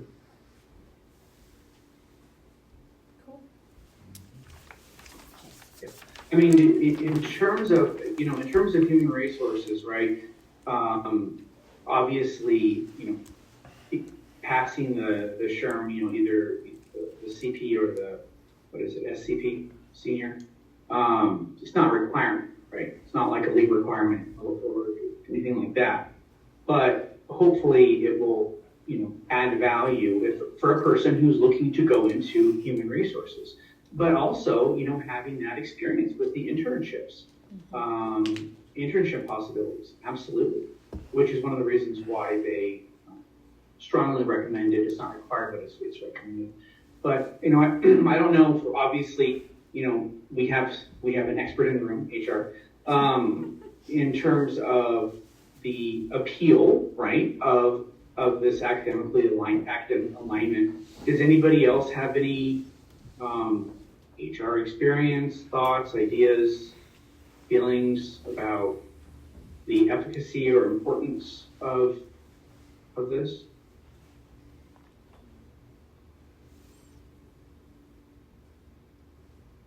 I think that it's great to have that training and credentials that built in, that's a great, addition point to that degree. Yeah, it makes it a much easier sell. Marketable, yeah. On my end, for people to get into it. Mm-hmm. But why did you get it? I got it because, no, it's a good question. I got it because, my undergrads in social sciences, my master's out of UNR was in diversity and equity studies. So like social sciences, HR adjacent, right? Mm-hmm. But started working in industry and HR, and HR is huge. So, and I was doing a lot of like employee relations kind of stuff. I'm doing more leadership development, talent management now. But for me, it was personal to understanding big HR and all of the facets and all of how it worked together. So it was personal for me. It's not something that specifically NGM is like, yes. In fact, sometimes it can be people come in with an HR degree and they come in with a certification, but without having that internship piece or that real world experience, it doesn't hold as much weight as somebody who's worked in the field and understands what the interactions are and what it looks like. But if you saw it on a resume, it wouldn't be a negative point. It would be a plus. It wouldn't be. I can say, having worked in the tech industry just prior to being at NGM, it's one of a couple of different certifications. There's some controversy in the world around it just because of the way that SHRM is interacting with executive orders and shifting sort of political landscape kind of stuff. So there's some controversy depending on where you're going to end up. It's still highly valued and it's still an entry point for a lot of people into HR at large. So no, would it be a detractor? No, for sure. And I'd rather have it aligned and have something that has the ability to offer the CEPs and things like that. Like that's pretty important too, especially locally. Yeah. Mm-hmm. Yep. Cool. Well, thank you. I appreciate that. Very good questions. Thank you, Robert. I know Robert's done a lot of work as George has as well. I mean, kudos to those guys. So I do nothing. Don't worry about it, Todd. It's fine. So moving on, training. Madison, did you want to give us an update on your conferences? Yeah, I can give you a brief overview of the things that I have been doing. So I attended the Online Learning Consortium Accelerate in Orlando in November. It's always been a really great conference I've attended in the past. Things that we're really focused on were stackable credentials this time around and talking about what those look like, so that it's not just like this one topic, but there's multiple ways to approach stackable credentials, and the benefits and how to start implementing those, as far as financial aid needs, that they have the continuity, and, oh my gosh, sorry guys, that they have continuity and recognition to be transferable, whether that's in the industry, whether that is educationally, or if it's just adding those existing skills. So that's something that I do want to look at moving forward with this degree that I'm working on, is how to make that stackable, and also the best practices within credentialing.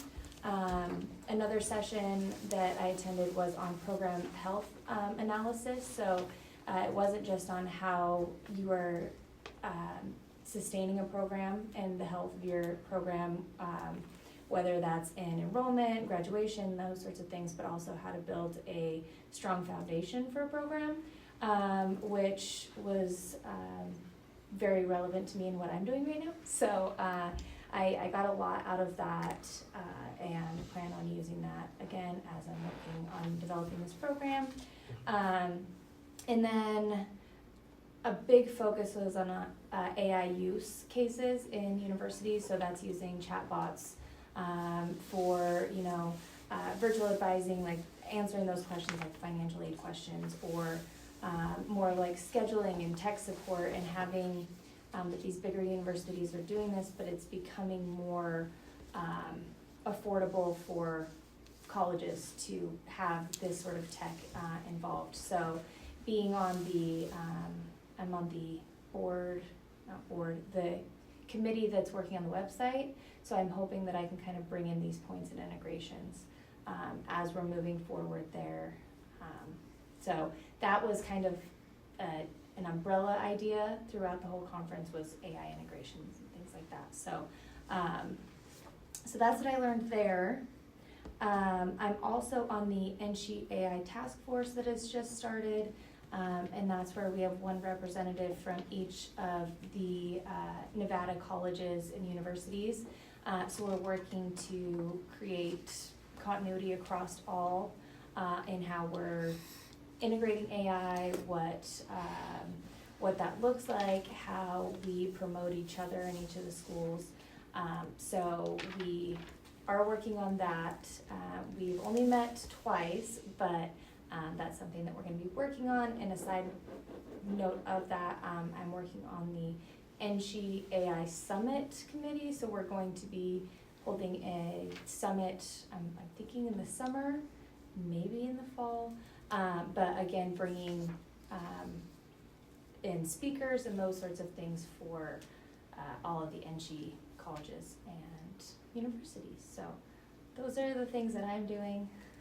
I'm talking to a lot of robots and people that like robots. and yeah, so yeah, that's where my realm is in my world right now. Well, I think it sounds like fun. And I'll tell you what, I would love a chatbot to just come and answer so many questions that, like, if I could streamline that a little bit more, that would be amazing. Because Sounds like you need ChatGPT professional. well, yeah, but I'm not. I wasn't quite sure about integrating it the way that I didn't want to break any like laws and end up in NSHE prison or whatever. I don't know what happens to AI prison. Yeah. But where I can find out where those lines are, I will push them. I mean, no, I will be right there following it. We're making those lines. Yes. So, any other training that faculty would like to talk about that they've done? Once again, I've done nothing. All right, moving on, budgets, let's see. Equipment, teaching aids, grant, fundraising activities. I don't think we have anything to report, just, okay. Upcoming events, career fairs. I know it seems like there should be one coming up, maybe. I don't know what month it is anymore. So they started this new, I can't remember what they eventually decided to call it, Enrollment and Retention Committee. I think that's what it's called. No, Advisory Group. Yeah, there you go. And they're now the group that's in charge of establishing all that type of stuff. And it was one of the three committees that was requested by President Amber Dinelli. Okay. And I'm sure that anybody that wants to be on that is more than welcome to, but I did send Carl yesterday because, foundation director's name? Leslie. Sorry, they're over there, anyway. She requested that I emailed, the deans that aren't part of that committee and just let them know, and I believe it's April 14th, not quite sure. But there's been a request for at least one person from each program to attend the event. I believe it's at 4 to 7 p.m. It is open to the community. There is going to be various raffles. If I'm wrong on the date, I apologize, but they mixed, so not all of our centers are having the event on the same date, so it makes it a little strange. But anyway, there's going to be that one in April, and hopefully based upon my recommendation, that is supposed to be more of a marketing and recruitment event, even though they're calling it an enrollment event, which I tried to explain to them, at least on our end. If you're becoming a student, it takes about 24 to 48 hours once you apply for admissions to get a student ID number. It's not like you just show up and start enrolling in classes. That's not how this works. And so calling it an enrollment event when it really isn't, probably wasn't the best idea. At least as far as we go, but what I kind of convinced them was to make it more of like a 80-20 split, so that it's like 20% advisement for us, and then one that's coming up in August is going to be a lot more about enrolling students who have already applied. So this is more about getting students to apply for admissions and gain insight on the different programs that we offer here at Great Basin College and get maybe financial aid advice, stuff like that. But as far as assisting actual students who have applied, that's supposed to be more directed towards the August event. They do have, the event's gonna be happening throughout all different GBC centers. Again, it's gonna be at different times for various reasons. But it sounds like they're trying to make it pretty big. There's like a $7,000 swag / giveaway budget that the foundation is offering, so it should be pretty good, and they hopefully are starting already on marketing for it as well. And then as far as the career fair, the last time I heard, they were gonna be pairing up, the last that I remember hearing about it is that this year that they wanted to pair up with the community career fair that's occurring. Don't know the date on that. But some of the reasoning behind that was that in the past, there's been a lot of different directions that our career fairs have taken. Some years they wanted to include high school students, sometimes, and then other years they did not want to include high school students because it was taking away from the currently enrolled students that were trying to get job information. What they found out is the obvious that we really don't have that many students that attend school here. And so the amount of people that were showing up to these career events was a very low turnout for a number of vendors showing up. And so I think the main problem was that Sarah's pretty good at figuring out when something needs more of a purpose than what we've had it, or how it's been laid out in the past. And so I think that's why it's been postponed instead of just having it. There's still gonna be an MTC one, I believe. Do you know anything about that, Carl? No. I think there's still gonna be an MTC one, cause they do that every year, for their students.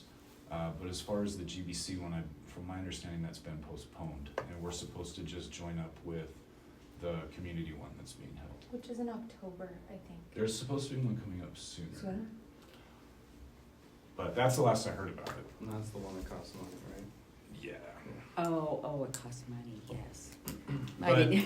But I mean, I see what Sarah's saying, because they need to Absolutely. come up with a better idea. Because I mean, when we have something like 40 vendors show up, I mean, Chris has been there before. And then, if they don't allow for the entire community to show up, it's a problem with the numbers.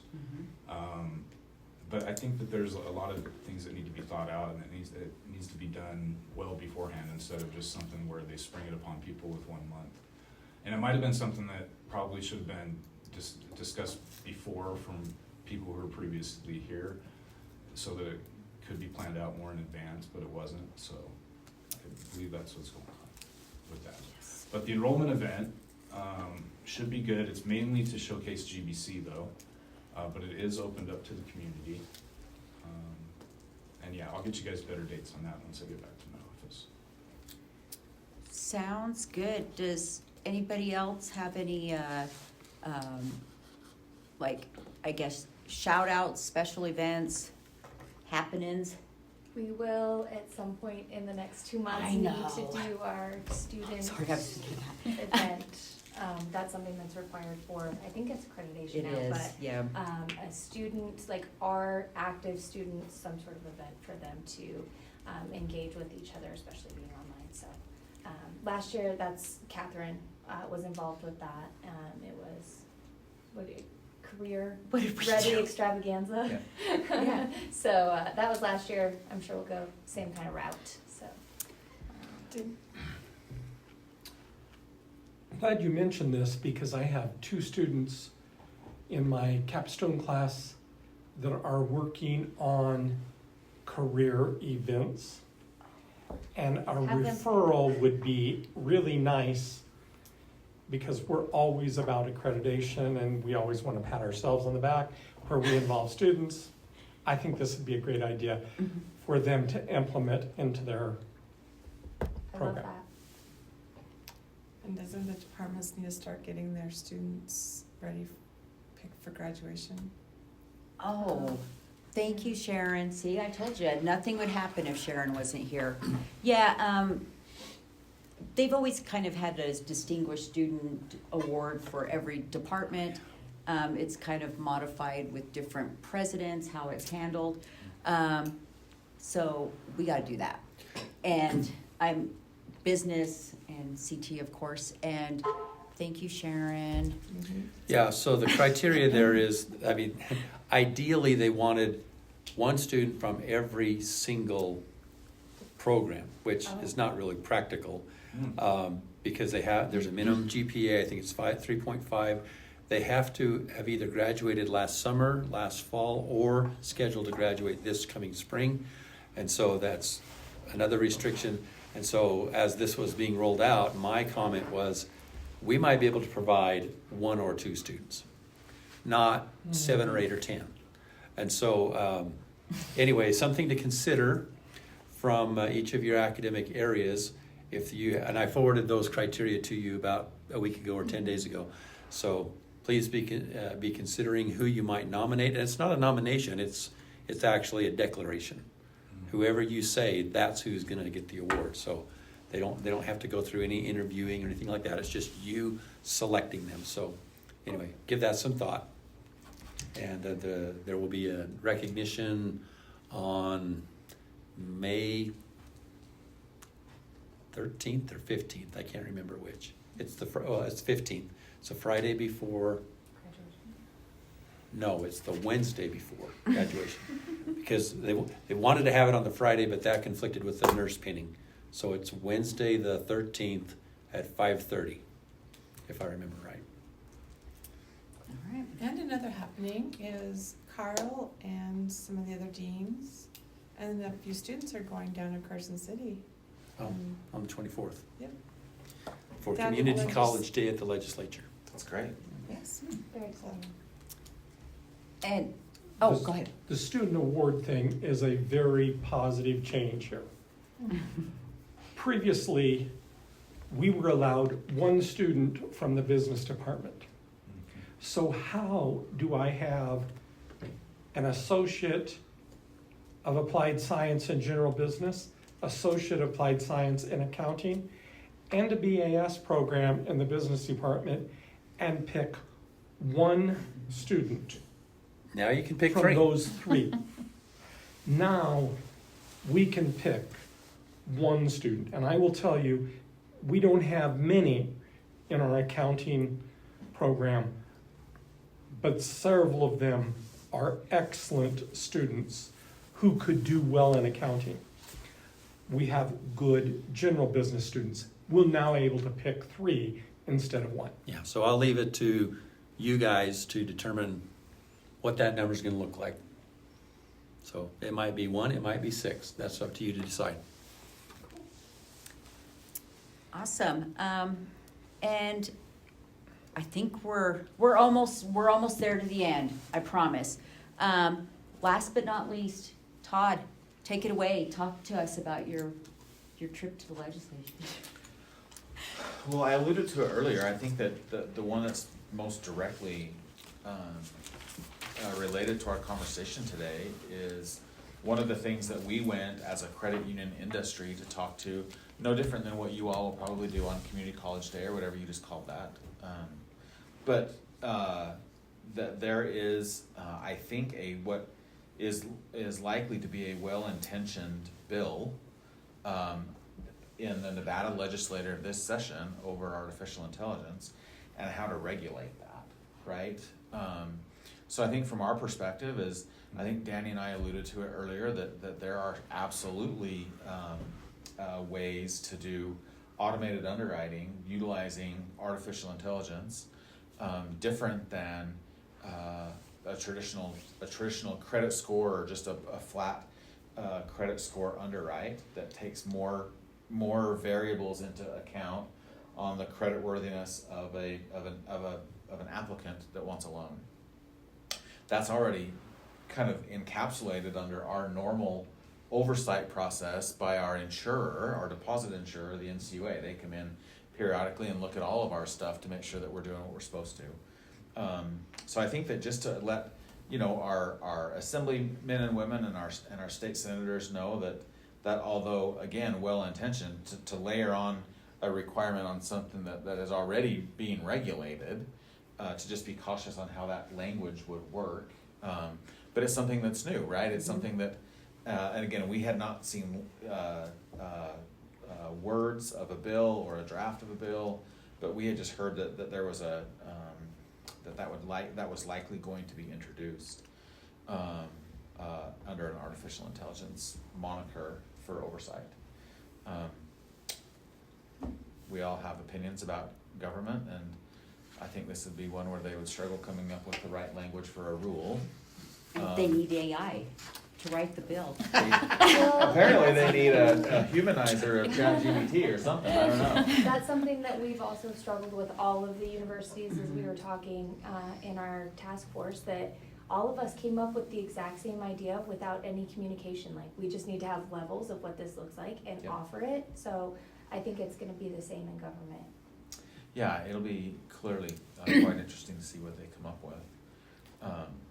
Out of all of God's children, I love me the most, but the visit there was certainly credit union oriented, and just again things that different factions or otherwise might think great ideas, and then asking us as financial institutions to implement it would be difficult, and just to let our elected representatives know that. On the federal level, this is something that we were in Washington D.C. last week, but with these expense cuts, with DOGE and all of their efforts, which the capitalist in me wants to commend, get rid of waste, fraud, abuse, the whole list. But I think that one thing that in this chainsaw approach, they'll find expenses to cut, but eventually they're going to run out of expenses to cut, and they're going to need to raise some revenue. And what I am always educating the people that I have an audience in front of, so bear with me. But the credit union functions as a not-for-profit cooperative, right? So if we all were in totality, the members of Elko Federal Credit Union, we would be the owners, right? And we would make, if half of you are savers and half of us are borrowers, that's how that functionality would work. And then you look at the what's left over at the end, and for example, a month or two ago, we declared $1 million dividend back to our members. That's how that cooperative works. And on the idea list is a taxation of credit unions to make us look just like banks. And I think that would be a detrimental to just the way that a credit union functions. We have roles in communities that banks certainly do not take the driving force on. And so there's just a little bit of some of the things that are going on just from a personal perspective that I wanted to communicate to this group. But largely, I think the one most relevant would be the Nevada legislature and well-intentioned but potentially duplicative language over the governance of over AI. Yes. In And I thank you for the dividends. I will tell you, in 28 years in banking, not once did I get a refund of any interest that I ever paid. I just didn't do that. It's such a great business model. We are the only locally owned by our members, right? Financial institution in Elko. We are incredibly proud of that. And we definitely will fight for you as our members so that we can offer very competitive rates on loans, very competitive rates for the savers, and when there's some left over, to dividend back out to our owners. So it's a hell of a business model that we'd like to see not touched. Word. I love it. Like they, in econ we call that the unintended consequences of those great ideas. Yep. So, Yep. but, our next meeting date. Okay, it's almost it. So it looks like as we meet quarterly, I can do math. So maybe in May, we would have. Right before the end of the semester. Oh no, that pains me already. I mean, maybe if it was that very first week, you know how the end of the semester is. I would.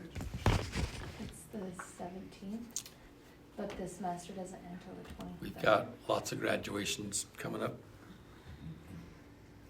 I think it would be on what you guys need from us, right? If that's a good that's point. every 6 months. I would say the great. 1st or the 8th. And honestly, we can wait and we can do it at the end of May after graduation.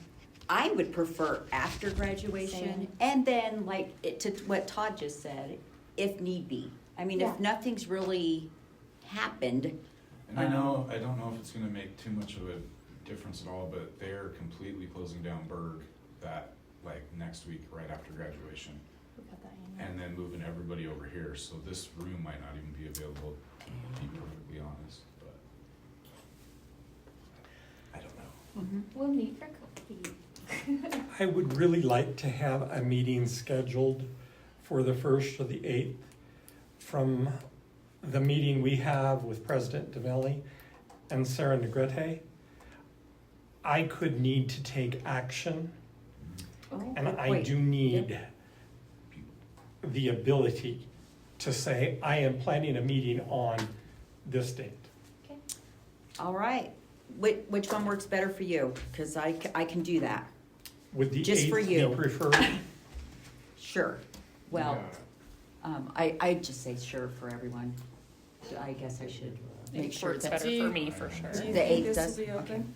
What's that? Do you think this room would be available? I don't know. Yeah, We those could- changes are taking place the week after graduation. They are, but they're gonna be It's a Thursday. they're gonna be attempting to move everyone over prior to that.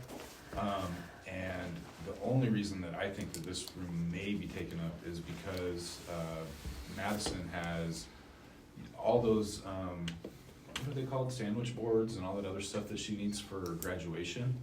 And they're taking the 2 rooms upstairs for the admissions office. So one of the recommendations was that this room specifically be used just for graduation stuff because of the ease of access to get it out to the stage and whatnot.